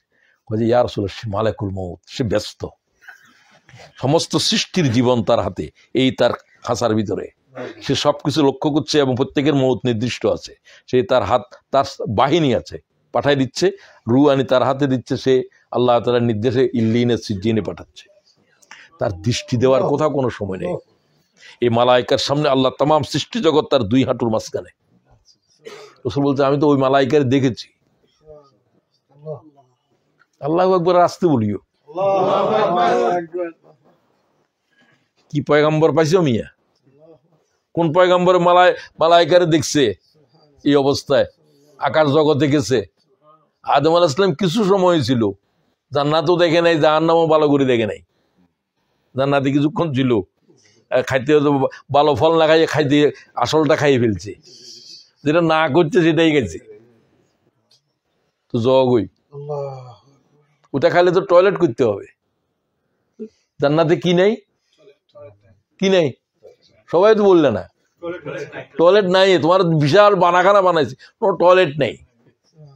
টয়লেটের কোনো প্রয়োজন হবে না, ঘাম পর্যন্ত হবে না শরীরের ভিতর। লক্ষ হাজার হাজার স্ত্রী দেখবে এক একজনের, কোনো গোসল ফরজ হবে না, যৌনতার কোনো ম্লান হবে না। জান্নাত কি এমনি হয়েছে নাকি? এটা কল্পনা করে, মালা আইনুন রাত ওয়ালা উযুনুন সামিআত ওয়ালা খাতারা আলা কলবি বাশার। জান্নাতের, হুজুর জান্নাতের কেমন দেখছেন? কয় কেমন বুঝাবো কি দিয়া? তোমরা তো কেমন যার জন্য আর কিছু লাগবে। কেমন মিষ্টি? কয় মধুর মতো। কেমন সাদা? বকের মতো। একটা মতো লাগবে তো। জান্নাত কেমন, কেমন বুঝানোর জন্য কোনো মতো আমার জানা নাই, কারো জানা নাই। সুবহানাল্লাহ। উহার মতো কোনো চোখ দেখে নাই, কোনো কান শুনে নাই, কোনো হৃদয় কল্পনা করতে পারবে না জান্নাত উহার নাম। এটা যাই বুঝতে হবে। আল্লাহ তাআলা জান্নাত বকশিশ করো। আল্লাহ যত ভাই এখানে বসা আছে সবাই জান্নাত দাও। জান্নাতের আজ যে ফয়সালা করে যাবে এখান থেকে। আল্লাহ তুমি কবুল করো। তোমার বন্দাদেরকে আমি আল্লাহ তোমার দয়ার জন্য কসম করাচ্ছি, তারা বিশ্বাস করতেছে, আল্লাহ তুমি তাদেরকে জান্নাত দাও। জান্নাত পাওয়ার জন্য শুধু একটা লাগবে, হাজার গুনাহ করছো সমস্যা নেই, শিরিক করতে পারবে না, একটা গুনাহ শুধু। মুহাম্মদ তোমার উম্মতেরে আমি জাহান্নামে জ্বালাবো না। মেয়েরাজে বলছেন তিনটা কথা, তোমার তিনটা গিফট দিলাম। সালাত গিফট, সূরা বাকারার শেষ 2 আয়াত জিব্রাইল ছাড়া তোমার উপরে দিচ্ছি। আর তোমার উম্মতের জন্য খুশখবরি, তোমার একজন উম্মতের জাহান্নামে জ্বালাবো না যদি শিরিক না করে। শিরিক কি আর করিবা? তো শিরিক বুঝতে হবে। এটা বলে দিয়েছে রাসূলুল্লাহ, এই ইমাম মুসলিম হাদিস বর্ণনা করছে। মুহাম্মদ তোমার উম্মতের একজনকেও জাহান্নামে জ্বালাবো না। কি নিয়ে আসতে হবে? শিরিক ছাড়া জীবন নিয়ে আসতে হবে। ইবাদত করছো যে হবে না, ইবাদতের ভিতরে শিরিক ছিল, মানুষেরা দেখানোর জন্য করছো। লোকেরা বলবে চৌধুরী সাহেব 1 লক্ষ টাকা দিছে, তো তুমি কি আল্লাহর জন্য দিছো না? চৌধুরী সাহেব 1 লক্ষ টাকা দিছে শোনানোর জন্য। আর শোনানোর জন্য নাও হইতে পারে, না হলে তো ভালো, ঠিক আছে না? এই জন্য লোক দেখানো, এটাকে রিয়া বলে। রিয়া একটা শিরিক। এটা আমার কথা নয়, পয়গম্বরে বলছে। তোমরা নামাজ পড়তেছো, শিরিক করছো। মান সাল্লা ইউরাই ফাকাদ আশরাকা, ইমাম তিরমিজি হাদিস দিচ্ছে। যারা নামাজ পড়ছে শিরিক করছে, লোক দেখানো। কেরাত লম্বা পড়ে, সুন্দর করে পড়ে, জোহরের নামাজে এরকম করে না, মাগরিবের নামাজে করে। কিনলে শুনে যে লোকেরা জোহরের নামাজে কি ইন্নাত ওয়াইনা পড়ে, মাগরিবের নামাজে আর রহমান পড়ে। কি জন্য পড়ে আল্লাহ জানে ভালো। এরকম আছে কিনা? আমি বলি না, রাসূলুল্লাহ বলতেছে। তাহলে ইখলাস নাই। মুনাফিকদের নামাজ হলো লোক দেখানো। আল্লাযিনা হুম ইউরাউন। আল্লাহ আমাদেরকে মুখলিসুনদের ভিতরে শামিল করুন। আচ্ছা, এখন কয়টা গেছে? ঈসা ইবনে মারিয়াম, এরপর ঈসা ইবনে মারিয়াম আসতে হবে কিয়ামত হতে হলে। অবশ্যই দাজ্জাল এবং ঈসা ইবনে মারিয়াম একসাথে। দাজ্জাল আসবে, তার ফিতনা পৃথিবীর কোন মানব মোকাবেলা করতে পারবে না। শুধু একজন মোকাবেলা করার জন্য, একটাই, আল্লাহ ছাড়া কেউ মোকাবেলা করতে পারবে না। রাসূলুল্লাহ সাল্লাল্লাহু আলাইহি ওয়াসাল্লাম তার সম্পর্কে যা বলছেন একটু পরে বলতেছি। এরপরে সালাসাতু খুসুফ, 3টা ভূমিধস হবে ভয়ঙ্কর। হাজার হাজার মানুষ এই ভূমিধসে মারা যাবে কিয়ামতের আগে। একটা পূর্বের দিকে, একটা পশ্চিমে, একটা জজিরাতুল আরবে। কথা বুঝলেন? এই 3টা ভয়ঙ্কর, হাজার হাজার মানুষ এই ভূমিধসে মারা যাবে। এগুলা কোন সময় কিভাবে হবে, ভূমিধসের উপরে কোনো নিয়ন্ত্রণ নাই, কোনো সিগন্যাল নাই। বৃষ্টি হবে কিনা আপনাদের ওয়েদারে বলে, ভূমিকম্প কোনো সিগন্যাল আছে নাকি? এটা কোনো ওয়েদারের কোনো কিছু রিপোর্ট নাই এটার। তারপরে কি শেষ হয়ে গেছে প্রায়। ওয়াখিরু যালিক, শেষটা, নারুন তাখরুজু মিনাল ইয়ামন, ইয়ামনের থেকে একটা আগুন উঠবে, ভয়ঙ্কর আগুন, যে আগুন পৃথিবীর সব মানুষের ঘেরাও করে সিরিয়ার দিকে নিয়ে যাবে। সিরিয়া কিয়ামত হবে। শেষ। কয়টা গেছে? 10টা। এর ভিতরে মৌলিক কয়টা? দাজ্জাল, ঈসা, ইয়াজুজ মাজুজ। আরেকটা কথা আছে, হ্যাঁ, ইয়াজুজ মাজুজ এক ধরনের, এটা এগুলো আদমের বংশ, নূহ আলাইহিস সালামের বংশ। এগুলো ইয়াজুজ মাজুজ, এগুলা মানুষ নামের কতগুলা দৈত্য। এগুলো এক এক সাগরে নামবে, সমস্ত সমুদ্রের পানি খেয়ে ফেলবে, গাছের পাতা পর্যন্ত খেয়ে ফেলবে। এটা ঈসা আলাইহিস সালাম থাকা অবস্থায় আসবে। ঈসা আলাইহিস সালাম পর্যন্ত এদের ভয়ে কি করবে, এদের এত সব খেয়ে ফেলতেছে, এরপর তো মানুষ খেয়ে ফেলবে না। এদেরকে বন্দি করে রাখা হয়েছে জুলকারনাইন, বিশ্ববিজয়ী মুসলিম সম্রাট। পৃথিবী বিজয়ের মধ্যে কাফেরও আছে, মুসলমানও আছে। মুসলমানদের ভিতরে জুলকারনাইন। ঈসা আলাইহিস সালাম তামাম জগতের উপরে আল্লাহর দিন কায়েম করবে। জুলকারনাইন এই ইয়াজুজ মাজুজের বংশরে একবারে পিতলের এই দিয়ে গলাইয়ে তামা দিয়ে বন্দি করে রেখেছে, কিয়ামতের আগে তারা বেরিয়ে আসবে।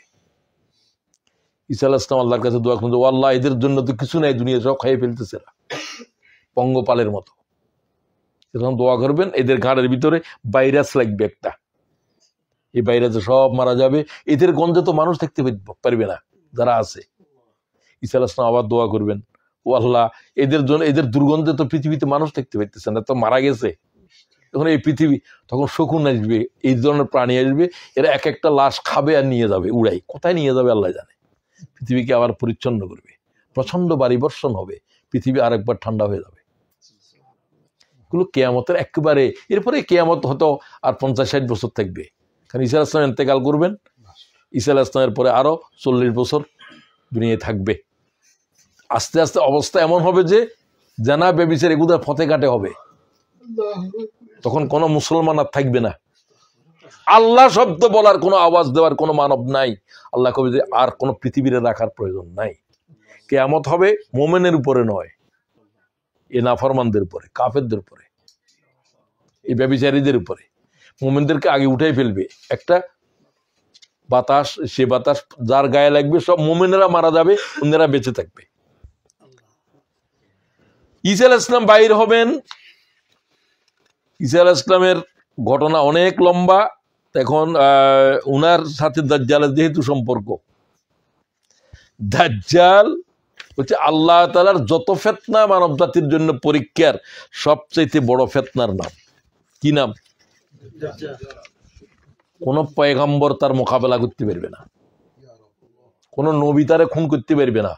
তার খুন, তার হত্যাকারী নির্দিষ্ট। কে? আল্লাহ কারের জন্য, কার হাতে তার মউত দিছে? সে হলো মসিহ।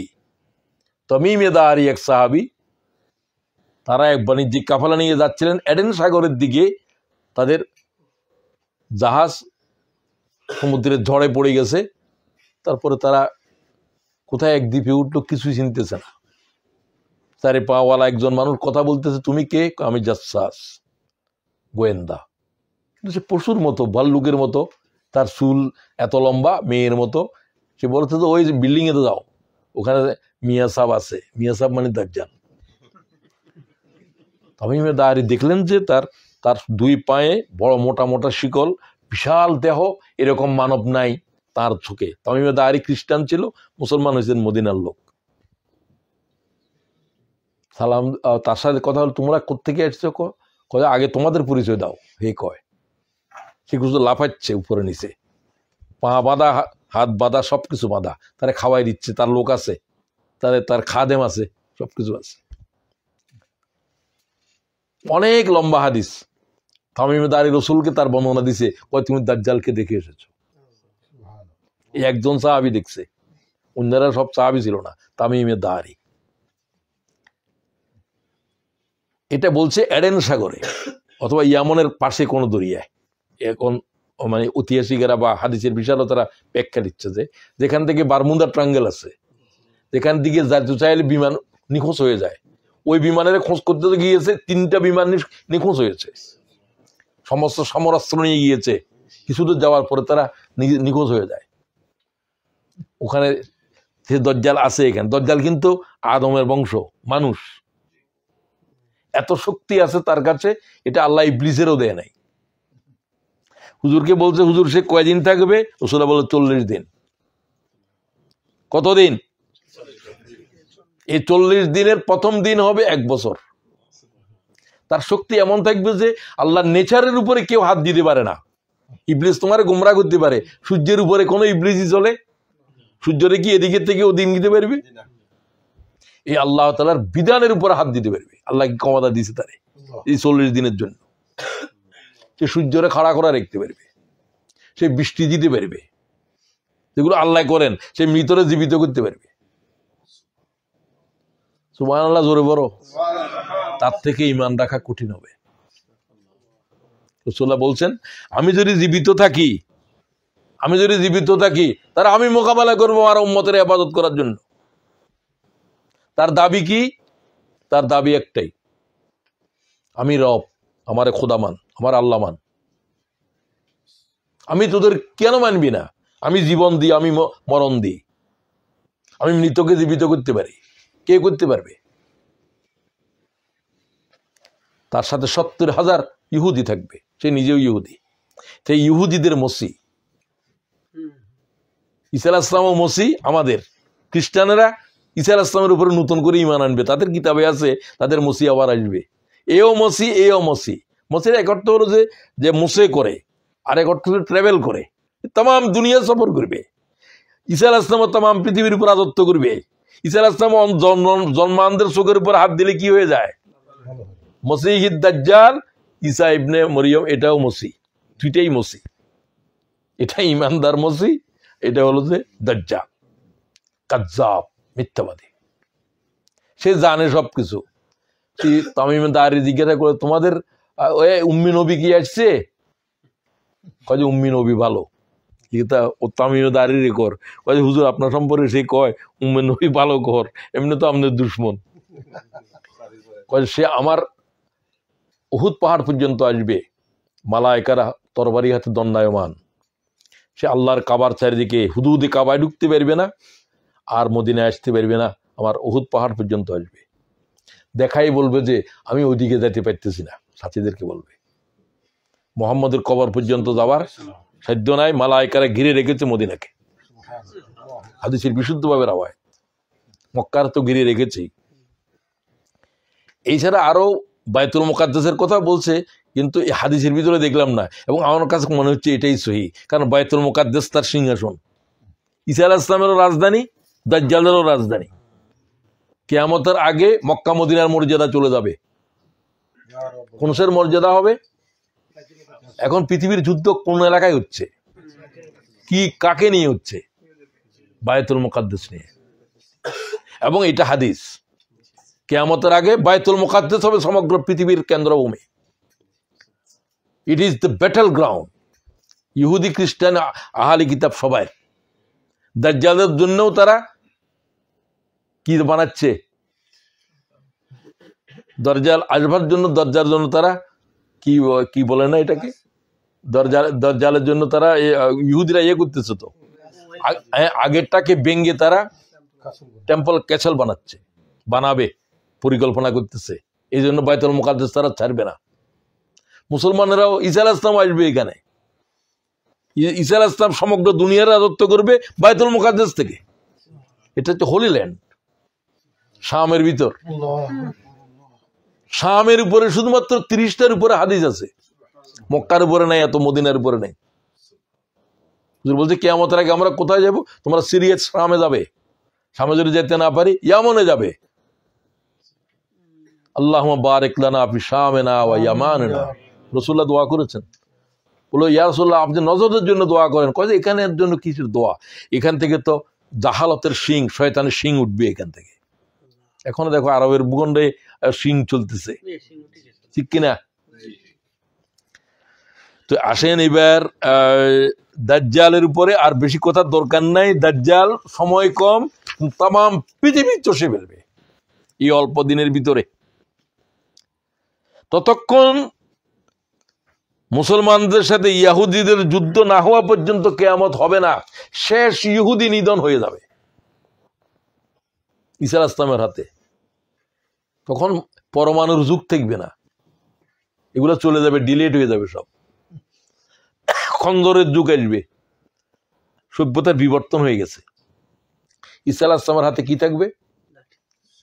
খঞ্জর। খঞ্জর চিনেন নাকি? যে মানে মাছ মারার জন্য অনেক সময় ব্যবহার করে খঞ্জর, আগে দিয়ে বল্লমের মতো আর কি। ঈসা আলাইহিস সালাম আসবেন ফজরের নামাজের সময়, সিরিয়ার শ্বেত গম্বুজ মসজিদের ছাদের উপরে নামবেন 2 মালায়েকার পরে ভর দিয়ে। ইমাম মাহাদি এর আগে আসবেন। রাসূলুল্লাহর নাম মুহাম্মদ হবে তার, মাহাদির মায়ের নাম আমিনা, পিতার নাম আব্দুল্লাহ। সে মদিনাবাসী হবে। যে ইয়া রাসূলুল্লাহ আপনি কি আরেকবার আসবেন মেহাদির নামে? কয়ে না, সে আমার ফাতিমার আওলাদ, আমার নাম তার নাম, আমার আব্বার নামও তার আব্বার নাম, তার মায়ের নাম আমার আম্মার নাম মায়ে আমিনা, সব আমার মতো, চেহারাও আমার মতো।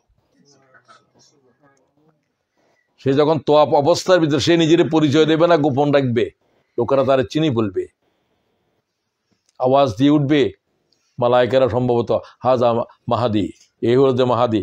প্রথম বায়াত হবে 313 জন। মুসলমানেরা তার বিরোধিতা করবে সিরিয়া থেকে। মাহাদি অনেকে দাবি করে মূল মাহাদি, হাদিয়াম মাহাদিয়া, তিনি বাইর হবেন। উম্মতের তখন ভয়ঙ্কর দুর্দশা চলবে। মুসলমানেরা কনস্টান্টিনোপল, তাদের ইস্তাম্বুলও হারিয়ে ফেলবে। ভয়ানক দুর্যোগ ইসলামের উপরে, দ্বীনের উপরে, মিল্লাতের উপরে চলতে থাকবে। তিনি তার মুক্তির জন্য জেহাদের ডাক দেবেন। দুইজনেই জেহাদের ডাক দেবেন। কিন্তু আলেমেরা জেহাদের উপরে, জেহাদ দরকার নাই, এগুলো রাজনীতি, নামাজ পড়ো, রোজা করো, জেহাদ টেহাদ বলিও না। ইমাম মাহাদির কাজ হচ্ছে কি? জেহাদের বায়াত করো। ঈসা আলাইহিস সালাম নামাজের সালাম ফিরে কি বলবেন? জেহাদের বায়াত করো। নামাজ রোজার বায়াত ন, কিসের বায়াত? জেহাদের বায়াত করো, দুনিয়ার ফিতনার বিরুদ্ধে যুদ্ধ করো। ইমাম মাহাদি পর্যন্ত দাজ্জালকে মোকাবেলা করতে পারবে না।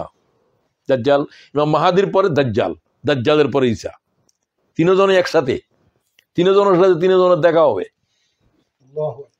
সিরিয়াতে গিয়ে তিনি শ্বেতগম্বুজ মসজিদে পরাজিত হয়ে তারে ঘেরাও করে ফেলবি দাজ্জালের বাহিনী মাহাদিকে। মাহাদি আল্লাহর শক্তিতে বলিয়ান হবে না। আল্লাহর শক্তিতে বলিয়ান হবে কে? ঈসা। তিনি হঠাৎ করে আসবেন, তিনি তার জন্য অপেক্ষা করবেন কোন মসজিদে? সিরিয়ার এখন যেটা মুক্ত হয়েছে, ওই ওই ওই মসজিদে জুমার নামাজ হয়েছে গতকাল। তাদের তাকবীর সমস্ত, এখন সিরিয়া যে বিপ্লব হয়েছে এটা আলহামদুলিল্লাহ। এরা বলছে বায়তুল মুকাদ্দাস টার্গেট, আমাদের যুদ্ধ বায়তুল মুকাদ্দাসে। এটা আল্লাহ তাআলার কেরেশমা। এটা বহু কিছুর কিন্তু সংকেত দিচ্ছে। বলতে পারেন আপনারা এটাও সিমটম, লক্ষণ। এই যে জিলানি নাকি আহমদ জুলানি, আহমদ জুলানি একসময় বিভ্রান্ত ছিল। ইহুদিদের যে আইএস ছিল সে 23 সদস্য ছিল, যুদ্ধ টুদ্ধ শিখছে সেখান থেকে। বলছে আমি তওবা করে এসেছি। আলহামদুলিল্লাহ বলেন যে জুমার নামাজের খুতবা দিয়েছে তাদের যে গভর্নর বর্তমান বশর, ওর নাম ইঞ্জিনিয়ার বশর, খুতবা দিয়েছে এবং সে খুতবায় বলে দিয়েছে আল্লাহর দিনের বিজয় এখান থেকে শুরু হবে। অনেকে এটাকে, ইরানিরা এটাকে অন্য অপপ্রচার করতেছে, শিয়ারা। কারণ ও যে চলে গেল বাসাদ, সেও তো শিয়া, শিয়াদের নিকৃষ্ট শিয়া। এরা ইরানিরা তাদেরকে সহযোগিতা, ইরানিদের ভালোও আছে কিছু, খারাপও অনেক কিছু, তার ভিতরে এটা একটা। এতদিন পর্যন্ত তোমরা, সে কোনোদিন ইসরায়েলের বিরুদ্ধে এই সিরিয়া কোনোদিন একটা বোমা নিক্ষেপ করছে না। এরা বিজয় হওয়ার পরে সমস্ত অস্ত্র শস্ত্রের গুদাম জাতির সব এদের জানা আছে। ইহুদিদের 500 উপরে বোম্বিং করছে, সব ক্রাশ করে দিয়েছে। ওরা বলছে ক্রাশ করে দিয়েছো, ঠিক আছে, সবকিছুর জবাব দেওয়া লাগবে। এরদোগান বলছে প্রত্যেকটা গুলির জবাব নেওয়া হবে। এদেরকে কিন্তু গাইড করতেছে এরদোয়ান। আল্লাহ তাআলা এরদোয়ানকে শক্তি দাও। মুসলিম উম্মার সবচাইতে এরদোগানকে বলতে পারো এখন পৃথিবীর জন্য one of the great hope for mankind, বিশেষ করে মুসলিম উম্মার জন্য। আর একজন তো আছে পাকিস্তানের, তারা তো বন্দি করে রাখছে। সেই যদি এখন বাইর হইতো মুসলিম উম্মার জন্য বেশি কল্যাণ হইতো। আল্লাহ তাআলা তুমি ইমরান খানের মুক্ত করে দাও, আমরা দোয়া করছি তার জন্য। শ্বেতগম্বুজ মসজিদের ভিতরে নামাজের জন্য তারা এক কামত দিবে, তখন আওয়াজ উঠবে যে মই নাও, ক্যালেন্ডার নিয়ে আসো। কি কি আওয়াজ দিল? মালায়েকারা দিবে আওয়াজ। দেখবো ঈসা আলাইহিস সালাম 2টা চাদর, ওনার পরিধানে থাকবে চাদর, একটা গায়ে এহরাম পারিদের মতো ক্রিম রঙের, যেন গোসল করে আসছে, মাথার থেকে যেন পানি পানি পড়তেছে এবং হীরা জহরতের মতো। রাসূলুল্লাহ বলছেন আমি এই অবস্থায় তাকে দ্বিতীয় আসমানে আছেন তিনি, ওই আসমানে আমার সাথে তার দেখা হয়েছে। আমি মনে হচ্ছে তিনি গোসল করিয়ে আসছেন, তার চুল থেকে যেন এই পড়তেছে, হীরা জহরত ধরতেছে। এটা আল্লাহ তার চেহারার ভিতরে দিচ্ছেন। এই অবস্থায় উনি আসবেন, একটা গায়ে থাকবে চাদর আর একটা পরনে থাকবে। তিনি আসি বলবেন, সবাই বলবেন যে ঈসা ইবনে মারিয়াম, পরিচয় দিবেন তিনি, আমি ঈসা ইবনে মারিয়াম। রাসূল বলবেন না, বলবে যে ইমাম মাহদী, তাকে একামত হয়ে গেছে, ইমামত বাকি আছে, উনাকে আনা হয়েছে, উনাকে ইমামত, উনি বলছেন না, উম্মতে মুহাম্মদী ইমামতি করবে, আমি উম্মতে মুহাম্মদীর একজন। আমি কি নাই এখন? রাসূল নাই, আমি ঈসা ইবনে মারিয়াম, মুহাম্মদুর রাসূলুল্লাহর কলমা নিয়ে আসছি আমি, লা ইলাহা ইল্লাল্লাহ মুহাম্মদুর রাসূলুল্লাহ। আমি এখন মুহাম্মদুর রাসূলের কলমার দাওয়াত নিয়ে উঠছি। তিনি নবী, তিনি দোয়া করছিলেন, আল্লাহ আমাকে যদি মুহাম্মদুর নবী না করে যদি মুহাম্মদুর রাসূলুল্লাহর উম্মত বানাইতে, কি পয়গম্বর এটা।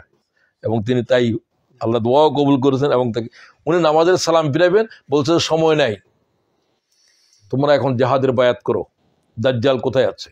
প্রথম প্রশ্ন। কে নামাজ পড়ো, তাসবিহ তাহলিল করো কিনা, এই সমস্ত কোনো প্রশ্ন নাই। প্রশ্ন কি? দাজ্জাল কোথায় আছে? দাজ্জাল শুনে যাবে, জানবে, সে এখন পালাতে শুরু করবে। তার গতিবেগ হবে বাতাসের মতো। সমগ্র পৃথিবী 40 দিনে শেষ করবে। প্রথম দিন তো 1 বছর, সূর্য 1 বছর পর্যন্ত দাঁড়ায় থাকবে, অস্ত যাবে না, সে সূর্যকে হুকুম দেবে না। কি শক্তি দিছে আল্লাহ তাআলা, যেটা কাকেও দিয়েছে, কোন নবীকে দিছে? সূর্যরে দাঁড়া করাইতে পারবে আল্লাহর হুকুম ছাড়া? হ্যাঁ, অনেক সময় করেছেন আল্লাহর হুকুমে। ঈসা আলাইহিস সালাম বলতেন আল্লাহর হুকুমে জিন্দা হয়ে যা, মাটির নিচে কে আসছ? এ বলবে যে আমি বলছি জিন্দা হও। পার্থক্য। কিন্তু তার কথাও জিন্দা হবে হয়ে সেগুলো বলছে যে এগুলা কোনো আসল তার বাপ নয়, দাদা নয়, এগুলো জিন, তার সাথে দুষ্ট জিন, তার বাপের সুরত। সে বলবো যে এরা আল্লাহ মানো, আমি তার পরিমাণ আনছি, দাদাই কইবে, বাপি কইবে। কি ফেতনা চলবে, কঠিন ফেতনা। হুজুর বলছে এরকম ফেতনা আর নাই। তো এই ফেতনায় তোমরা কি করবা? সূরা কাহাফ পড়বা, প্রথম 10 আয়াত। তোমরা পড়েন না? জুমাবারে পড়েন। মা আয়েশা হাদিসে বলছেন রাসূলুল্লাহ 4টা জিনিসের থেকে সবসময় প্রতি নামাজে পানা চাইতেন। ইমাম মুসলিম। কি কি? আল্লাহুম্মা ইন্নী আউযু বিকা মিন আযাবি জাহান্নাম ওয়া আউযু বিকা মিন আযাবিল কবর ওয়া আউযু বিকা মিন ফিতনাতিল মাহিয়া ওয়াল মামাত, মাহিয়া ওয়াল মামাত ওয়া আউযু বিকা মিন ফিতনাতিল মাসিহিদ দাজ্জাল। ইমাম শাফি বলছে নামাজের ভিতরে এই 4টা জিনিস থেকে পানা চাওয়া ওয়াজিব। ইমাম আবু হানিফা বলছেন সুন্নাহ। কিসের ভিতরে পড়বা? শেষ শেষ শেষ তাশাহুদে। কোরআন শরীফের অন্য কোনো আয়াত বা সব দোয়া সব জায়গায় করা যায় না। কোরআনের আয়াত রুকুতে পড়তে পারতেন, সিজদায় পড়তে পারতেন, মাকরুহ, দোয়া হিসাবে পড়তে পারবে। তবে একটা দোয়ার ব্যাপারে শুধু হাদিসে আছে আল্লাহুম্মা গফিরলি, 7 জায়গাতে পড়বে নামাজের। সুবহানাকা পড়ার আগে বা পরে, ফাতিহা পড়ার আগে দিয়া আল্লাহুম্মা গফিরলি জামবি কুল্লাহু, আল্লাহ আমারে মাফ করো, আমারে মাফ করো। এটা প্রত্যেক নামাজের ভিতরে প্রত্যেক অঙ্গে পড়তে হবে। বিশুদ্ধভাবে হাদিস রয়েছে, সেগুলো আমার ইউটিউবে আমি আলোচনা করছি। আমার বই একটা বাইরে হচ্ছে, কবিরকে বলছি এই বই আপনারা নেবেন। আমি আনার জন্য এবারে শিপমেন্ট করতেছি বই কেন আনার জন্য। এটা বই আগেও লিখেছিলাম, বলে আমি নামাজের সালাতের বিষয়ের উপরে প্রায় 30 পৃষ্ঠার প্রবন্ধ, আল্লাহু আকবার থেকে আসসালামু আলাইকুম, সব হাদিসদের দলিল দিয়ে রাসূলুল্লাহর সালাত এটা সংযুক্ত করে দিয়েছি। কোরআনের আয়নায় বিম্বিত রাসূল। আমি যত বই লিখেছি এই বই আমার সবচেয়ে প্রিয়। এই বই আপনাদের কাছে আসতেছে, নতুন করে ছাপানো হচ্ছে। তো উনাকে আমি বইয়ের এও দিছি, কবির ভাইয়ের সাথে যোগাযোগ হয়। আরেকটা হলো যে এখন 4টা বই বাইর হচ্ছে। আরেকটা হচ্ছে যে কালের শপথ, এটা খুবই গুরুত্বপূর্ণ একটা বই। এখানের ভিতরে শাহাদাতের উপরে ঘটনা বেশি, অন্যান্য কিছু আছে। আচ্ছা, যাই হোক, তিনি নামাজের পরে পরে দাজ্জাল কোন দিকে, তখন বলবো যে এখন সে এখন সিরিয়াতে আসবে, কারণ ইসরায়েলও তো এই শামের ভিতরে, সেদিকে তিনি রওনা হবেন। ঈসা আলাইহিস সালামের সাথে তো সব থাকবে, আল্লাহ তাআলার বাহিনী থাকবে, সূর্য থাকবে, সবকিছু থাকবে। তিনি দাজ্জালকে লুত নামক স্থানে পাবেন, যেখানে লিদ্দা বিমানবন্দর আছে। লিদ নামক স্থানে খন্দর নিক্ষেপ করবে কে?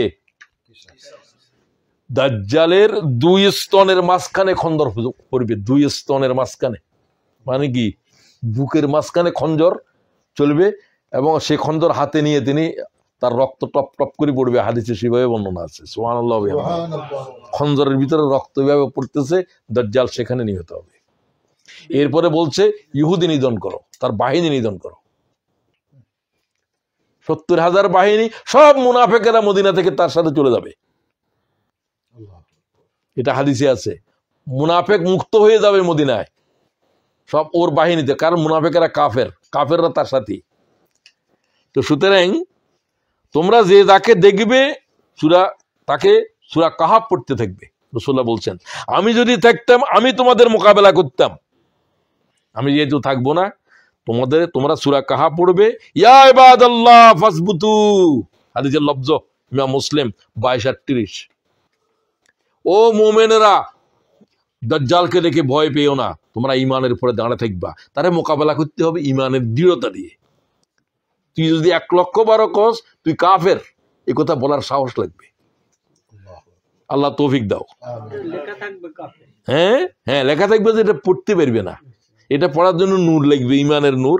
মুমিনেরা পড়তে পারবে, কারণ এটা চামড়ার উপরে লেখা, তার শরীরে যেরকম চোখ থাকবে একটা, আরেকটা চোখ নাই যে সেটা এইরকম মিশানো, চোখের খাদও থাকবে না, ব্রুও থাকবে না। তার অনেকগুলো আলামত আছে। হুজুর কোন মানুষের সাথে তার মিল আছে সেগুলোও বলছেন। মদিনার অমুক, ওর নাম ধরেই বলছেন কাতান, ওর মতোই তার চেহারা হবে, চুলগুলো কোঁকড়ানো হবে, নাকগুলো এরকম হবে, এগুলোর পর্যন্ত হাদিসে বর্ণনা আছে। এগুলো মূল নয়, তারপরেও সেগুলোর বর্ণনা আছে। তো সুতরাং মানুষেরা তারা যখন ঈসা আলাইহিস সালামকে দেখার পরে ইহুদিরা জীবিত থাকতে পারবে না। এক চোখের পথ বলছে, তার নিঃশ্বাস যতটুকু যাবে ততটুকু মানুষ ইহুদিরা খুন হতে থাকবে, লাশ হয়ে পড়ে যাবে, গলে যাবে, যেরকম পানির ভিতরে লবণ গলে যায়, এইভাবে গলতে থাকবে। তারপরেও তাদেরকে হত্যা করার জন্য হবে গাছ বাঁশ ঈসা আলাইহিস সালামের সাথে থাকবে। ইয়াখরুজু আনা ফিকুম, আমি যদি থাকতাম ও উম্মত তোদের জন্য আমি দাঁড়াইতাম দাজ্জালের বিরুদ্ধে, আমি থাকবো না সেদিন। তোমরা ঈমানের উপরে দাঁড়ায় থাকিও, আল্লাহ তোমাদেরকে সাহায্য করবে। আল্লাহকে আমার উম্মতের হাওলা করে দিছি। রাসূলুল্লাহ বলছেন, এটা হাদিসে ইমাম মুসলিম বলছেন, ওয়াল্লাহু খলিফাতু আলা কুল্লি মুসলিম, ওয়াল্লাহু খলিফাতু আলা কুল্লি মুসলিম।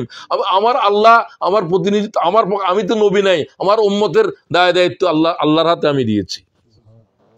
ইন্নাহু শাবুন কাতাতুন আইনুহা তাফা, তার চোখ থাকবে মিশানো, তার চেহারা হবে আব্দুল উজ্জা ইবনে কাতানের মতো। সে মদিনার এক লোক, মুসলমান নয়, তো তার মতো হবে তার চেহারা। সেগুলো পর্যন্ত রাসূলুল্লাহ বলছে তোমরা কাহা পড়বে।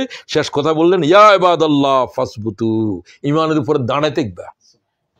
আল্লাহ আমাদেরকে দাঁড়া করায় দাও। এটা হলো সাব্বেত কাদামানা, কদমের জমায় রাখো, নড়তে পারবে না। কতল করলে তার জান্নাত জাহান্নাম সাথে থাকবে, তার জান্নাত হলো জাহান্নাম, জাহান্নাম হলো জান্নাত। কথা শেষ করতেছি। তো এই দাজ্জালের ফিতনা থেকে পানা চাইতে হবে। আর তার এরপরের সব এক বছর শেষ হওয়ার পরে বাকি পরের দিন কিরকম হবে? ইয়াউমুন কাসানাতিন, 1 বছরের সমান হওয়ার পরে ওয়াউমিন কাশাহারিন, 1 দিন 1 মাস, ওয়াউমিন কাজুমাতিন, 1 সপ্তাহ। প্রথম দিন 1 বছর, তারপরে 1 মাস, তারপরে 1 সপ্তাহ, তারপরের দিনগুলো ওয়াসাইরু আইয়ামে কাআইয়ামিকুম, তোমাদের প্রত্যেক দিনের মতো। 40 দিনের পরে সে শেষ ঈসা আলাইহিস সালামের হাতে। এরপরে ইহুদি তামাম পৃথিবীর উপর থেকে নিচ্ছিন্ন হয়ে যাবে। গাছপালা পর্যন্ত বলবে যে হাজা, এখানে ইহুদি লুকিয়ে আছে, মুসলমানেরা তাল, তোমরা তাড়াতাড়ি করে আসো। ফায়াকুলুল হাজার ওয়া শাজার, গাছে বলবে, পাথর বলবে, কি বলবে? ইয়া মুসলিম ইয়া আব্দুল্লাহ হাজা ইহুদি, আমার পিছনে কে লুকিয়ে আছে, তারে কতল করো। ফাকাতেল ফাকতুলুহু, তারে কতল করা হবে। গাছে আওয়াজ দিবে, বাঁশে আওয়াজ দিবে, কোথাও লুকিয়ে দেখতে পারবে না। শুধু একটা গাছ বলবে না, ইল্লা গারকাত। গাছটার নাম কি? ইহুদিদের দেশে ইসরায়েলে শুধুমাত্র একটা গাছের চাষ। কি গাছ? হুজুর বলছেন এই গাছ হচ্ছে কান, যেন এই গাছটাকে বলা যেতে পারে সাজারাতিল ইহুদ। কি গাছ? ইহুদির গাছ। ইমাম মুসলিম ইয়ারিস গ্রহণ করেছেন। তো আমি আলোচনাকে শেষ করতে চাই। ঈসা আলাইহিস সালামের আম্মার আর ঈসা আলাইহিস সালামের উপরে কিছু কথা বলার ছিল। ঈসা আলাইহিস সালামের উপরে অভিযোগ কি? তাদের ইহুদিদের অভিযোগ ছিল যে ঈসা আলাইহিস সালামের মায়ের সতীত্বের উপরে অভিযোগ। আল্লাহ বলছে বহতানান আযীমা, মরিয়মের উপরে সবচেয়ে বড় অভিযোগ ইহুদিরা দিয়েছে। সেই অভিযোগ অসত্য। এরা কি বলে, বিভ্রান্তরা কি বলে? সালাস, আল্লাহ তিনজন। কি? ট্রিনিটি। মারিয়াম, আল্লাহ, ঈসা। আল্লাহ বলছে তোমরা তা বলো না, তোমরা বলো যে না আল্লাহ কি তিনজন, না আল্লাহ একজন। বলেন না কেন? তো আমরা আজকে তার জন্মদিনে কি শিখলাম? আমরা ঈসা ইবনে মারিয়ামকে আল্লাহ তাআলার 2.5 লাখ 3 লাখ 1.25 লাখ যা পয়গম্বর আছে তার ভিতরে যে 5 জন উলুল আজম পয়গম্বর, আমরা তার ভিতরে একজন ঈসা আলাইহিস সালামকে মনে করি। 2.5 লক্ষ পয়গম্বরের ভিতরে মাত্র 5 জনকে আল্লাহ বলছে এরা হচ্ছে উলুল আজম পয়গম্বর। মাত্র বলেন তো নাম? অনলি 5। আল্লাহ বলছেন এটা। 1 নম্বর, প্রথম থেকে শুরু করেন, আদম আলাইহিস সালাম নাই। আদম তো কুন্দুম খাইছে। এদের ভিতরে কোনো ত্রুটি নাই এরকম আল্লাহর তার জন্য। তারপরেও আছে কিছু ছোটখাটো, তারপরেও এদেরকে আল্লাহ উলুল আজম। নূহ আলাইহিস সালাম কয় বছর দাওয়াত দিছে? 950 বছর পর্যন্ত অত্যাচার করে তারে হটাইতে পারে নাই। নির্যাতনের পর নির্যাতন করছে। পাথরের স্তূপের ভিতরে জিবরাইল আলাইহিস সালাম বাইর করতেন, আবার দাওয়াত শুরু করতেন। 900 বছর পর্যন্ত দাওয়াত দেয়া পয়গম্বরকে সোজা মনে করেন? দাওয়াত কবুল করছে কয়জনে? 79 অথবা 39। তিনি শুদ্ধ 40। আচ্ছা 79টা ধরো, বেশি ধরো। 950 বছরের ভিতর, কথা বুঝছেন? আল্লাহর দিন থেকে এক চুল নড়ে নাই। এত নির্যাতনের পরে এটা উলিল আজম পয়গম্বর। 2 নম্বর, ইব্রাহিম আলাইহিস সালাম জীবন্ত আগুনে যাওয়ার পরেও কি ইব্রাহিম টলে নাই? সুবহানাল্লাহ।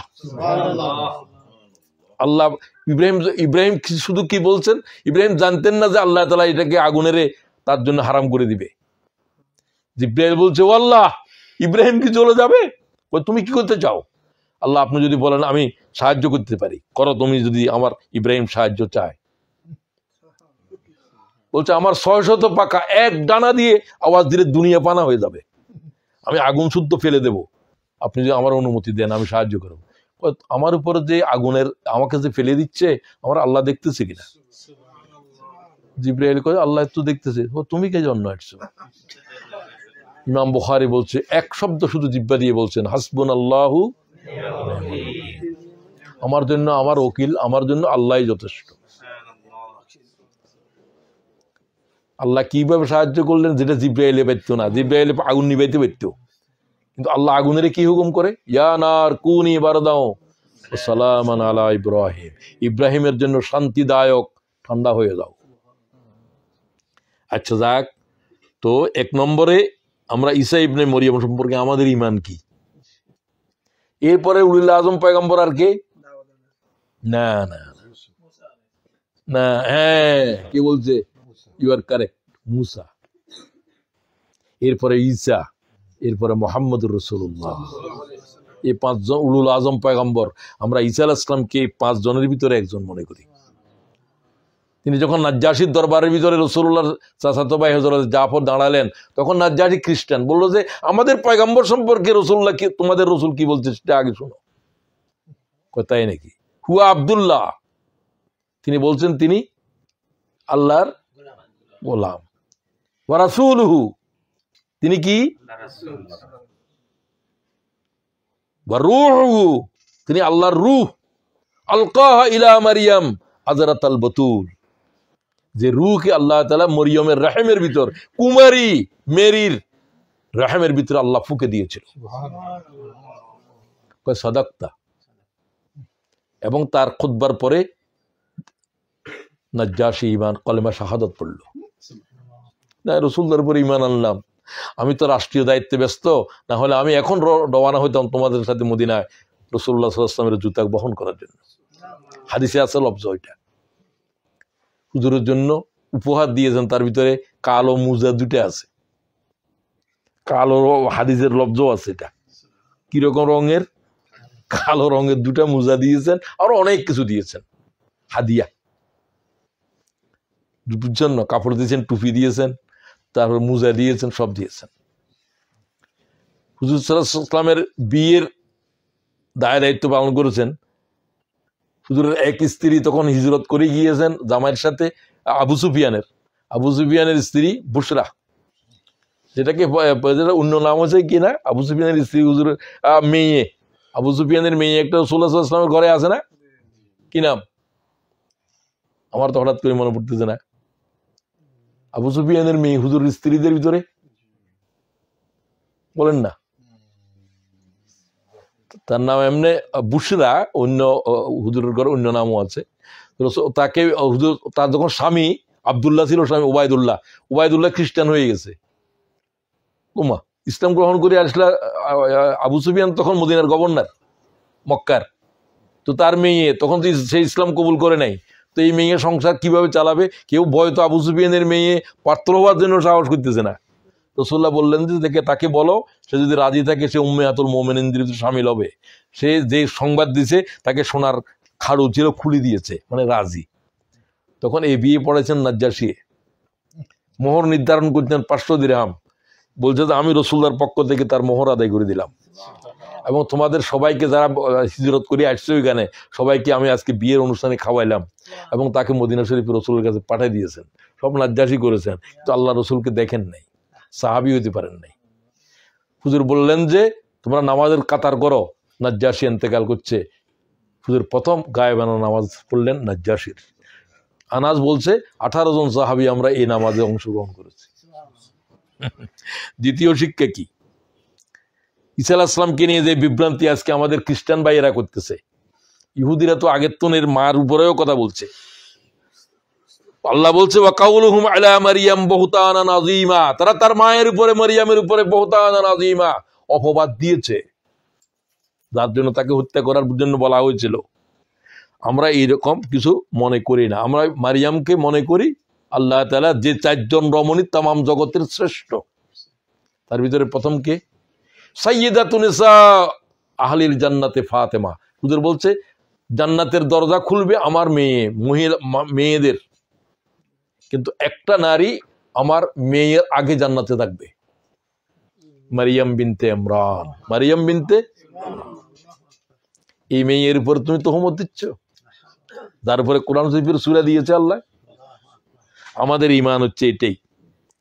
আজকে তাদেরকে নিয়ে যে পরিচালনা বলছে যে তাকে হত্যা করা হয়েছে, আমাদের খ্রিস্টান ভাইয়েরা বলেন যে তিনি আমাদের মানবতার জন্য জীবন দিয়েছেন। আল্লাহ কি বলছেন? তিনি কি জীবন দিয়েছেন? ওমা কাতালুহু ওমা সালাবুহু ওয়ালাকিন শুব্বিহা লাহুম, তারে কতল করা হয় নাই, তাকে শুলিতে চড়ানো হয় নাই। আমি আল্লাহ বলছি ওমা কাতালুহু ইয়াকিনা, কোরআনের আয়াত, ওমা কাতালুহু ইয়াকিনা, নিশ্চিতভাবে তারা ঈসা ইবনে মরিয়মকে হত্যা করতে পারে নাই। বাল রাফাহুল্লাহু ইলাইহি, আল্লাহ তাকে আসমানে উঠাই নিয়েছেন, তিনি দ্বিতীয় আসমানে আছেন, তৃতীয় আসমানে যাওয়ার অনুমতি নেই, নিচের দিকে নামতে পারবে। তিনি রাসূলুল্লাহ তোয়াফ করতেছিলেন বাইতুল্লাহকে, ওমর আছে, আবু বকরও আছে। হুজুর সালামে জবাব দিলেন ওয়ালাইকুম সালাম। তোমার কয় কেউ নাই হুজুর, কারে সালামে জবাব দিচ্ছেন? কয় তোমরা তো দেখতেছো না ঈসা ইবনে মরিয়ম আল্লাহর কাবা তোয়াফ করতেছে, 2 জন ফেরেশতা তার দুদিকে স্কট করে আছে, আমারও সালাম দিচ্ছে, আমি জবাব দিচ্ছি, কেমন আছে জিজ্ঞাসা করছে। কথা বুঝতে পারছেন? আল্লাহর কাবা তোয়াফ করে নিয়ে যাচ্ছে আবার। তো যাই হোক, আমাদের ঈমান আজকে এই তাদের ব্যাপারে। আর এই বিভ্রান্তি আজ উম্মতে মুহাম্মদের ভিতরেও শুরু হয়েছে। ঈসা আলাইহিস সালামকে নিয়ে এক ধরনের, আমাদের রসুলকে নিয়ে কাদিয়ানীরা এক ধরনের, রসুলের পরে আরো রসুল আসবে, মুহাম্মদের রিসালাত নিয়ে ষড়যন্ত্র চলছে, শুধু ঈসা আলাইহিস সালামকে নিয়ে নয়। তার জন্মদিবসে আমি এটাও বলতে চাই, ঠিক কিনা বলেন? রসুলের পরে কি আর কোন পয়গম্বর আসবে? কেউ যদি ধারণা করে তার ঈমান আছে নাই। ব্যাস, রাসূলুল্লাহ সাল্লাল্লাহু আলাইহি ওয়াসাল্লাম বলছেন, আল্লাহর দিনকে সাহায্য করার জন্য তোমরা ঈসা ইবনে মরিয়মের সাথীদের মতো হও। আজকে আমাদের জন্য এটাও শিক্ষা। ঈসা আলাইহিস সালামের সাথীদেরকে কি বলে? ইয়া আইয়ুহাল্লাযীনা আমানু কুনু আনসারাল্লাহ কামা ক্বালা ঈসা ইবনে মারইয়াম লিল হাওয়ারিয়িন মান আনসারি ইলাল্লাহ। আজকের দিনের এই কঠিন অবস্থার ভিতরে আমাদের দরকার আল্লাহর দিনের হাওয়ারি হওয়া। কি হওয়া? এটা কোরআনের আয়াত। তোমরা কারা কারা ঈসা আলাইহিস সালামের মতো হাওয়ারিদেরকে জিজ্ঞাসা করা হয়েছিল, তোমরা কারা কারা আল্লাহর দিনকে নুসরত করবে? ক্বালাল হাওয়ারিয়ুন নাহানু আনসারুল্লাহ। তোমরাও বলো আমরা নাহানু আনসারুল্লাহ। আমরা কার আনসার? কার সাহায্যকারী? আল্লাহর দিনের সাহায্যকারী। আজকের শেষ কথা এটাই। সমস্ত ইসলামী আন্দোলন, সমস্ত দিনের দাওয়াত, সবকিছু একটাই, নাহানু আনসারুল্লাহ। আমরা কার আনসার? এটা আজকের জন্য শিক্ষা। আমি ইহুদি বা খ্রিস্টান ভাইদেরকে বলতেছে, তোমাদের পয়গম্বর বলতেছে যে তার সাথীরা বলতেছে যে আমরা আল্লাহর দিনকে সাহায্য করব। কিভাবে সাহায্য করবে? হোমেলু, তাদেরকে এটার জন্য শুলিতে চড়ানো হয়েছে। তারা চড়েছে। যখন ঈসা আলাইহিস সালামকে ঘেরাও করলো, সাহায্যটার একটা উদাহরণ দিচ্ছে। 12 জন সাথী সাথে ছিল হাওয়ারি, বলল যে এরা তো আমার চারিদিকে ইহুদিরা ঘেরাও করে ফেলছে, আমাকে মেরে ফেলবে এখন, তারা চায়, তবে আমাকে মারতে পারবে না, আমাকে আল্লাহ উঠে নেবে। তোমাদের ভিতরে কেউ কি আমার জন্য জীবন দিতে পারবে? এক যুবক বলল আমি পারবো। আবার বললেন, 3 বার বলছেন, তুমি যদি পারো তাহলে এখন আমাকে নিয়ে যাওয়া হবে, আমার চেহারা তোমার ভিতরে এসে যাবে, তোমাকে তারা ঈসা মনে করবে, কি করবে? চলে চলবে। কারণ তোমার উপরে তখনকার অগ্নি তারকা পূজারী সরকার ছিল, তাদেরকে ইহুদিরা ছটাই দিছে, বলছে তাকে ধরে এনে তার উপরে লোহার পেরাক মারো। ঘরের দরজা উপরে দিয়ে হয়ে গেল, 2 জন ফেরেশতা ঈসা আলাইহিস সালাম ঘুমের মতো চলে গেল সবার সামনে। এই 12 জনে দেখেছে, একজনের ভিতরে যিনি বলছেন তার ভিতরে ঈসা আলাইহিস সালামের চেহারা এসে গেছে। তারা দরজা ভেঙে ঢুকলো, বলছে এই তো ঈসা। তাকে তারা শুলিতে চড়াইছে। এরা সবাই জানে যে ঈসাকে আল্লাহ তাআলা উঠে নিয়ে গেছে। এই যে বিভ্রান্তি, কে উঠে নিয়ে গেছে, আমরা তো দেখলাম যে ঈসার শুলে দিচ্ছি, এটা ঈসার মতোই, কি রয়ে গেল? বিভ্রান্তি। এই বিভ্রান্তির ভিতরে এখনো আছে, এটা কিয়ামত পর্যন্ত থাকবে। আল্লাহ তাআলা এই ধরনের বিভ্রান্তি এখন উম্মতে মুহাম্মদ রাসূলুল্লাহকে নিয়ে হচ্ছে, রাসূলের দিন নিয়ে হচ্ছে, কাদিয়ানীরা করতেছে। তথাকথিত কেউ কেউ বলতেছে আমাদের কোরআন আছে আর হাদিসের দরকার নাই, কেউ বলছে আমাদের কাছে হাদিস আছে আর কোরআন দিয়ে কি করব। সব গোমরাহি এগুলো। তারাকতু ফীকুম আমরাইন লান তাদিল্লু মা তামাসসাকতুম বিহিমা কিতাবাল্লাহ ওয়া সুন্নাত রাসূল। ইমাম মুয়াত্তার হাদিস। ইমাম মুয়াত্তাকে সহজ মনে করবেন না, ইমাম বুখারীর আগে মুয়াত্তাকেই বুখারী বলা হতো। যে মুয়াত্তার হাদিস কাবার দেওয়ালে লটকিয়ে দেওয়া ছিল, এত বিশুদ্ধ। আমি চলে যাচ্ছি দুনিয়া থেকে, তোমার জন্য 2টো জিনিস রেখে যাচ্ছি, আল্লাহর কিতাব, মুহাম্মদুর রাসূলুল্লাহর জিন্দেগি। তোমরা যদি এই 2 জিনিস আঁকড়ে থাকো, কিয়ামত পর্যন্ত তোমরা গোমরাহ হবে না। আল্লাহ তাআলা আমাদেরকে আজকের আলোচনা থেকে জীবনের জন্য শিক্ষা গ্রহণ করার তৌফিক দাও। আসসালামু আলাইকুম ওয়া রাহমাতুল্লাহি ওয়া বারাকাতুহু।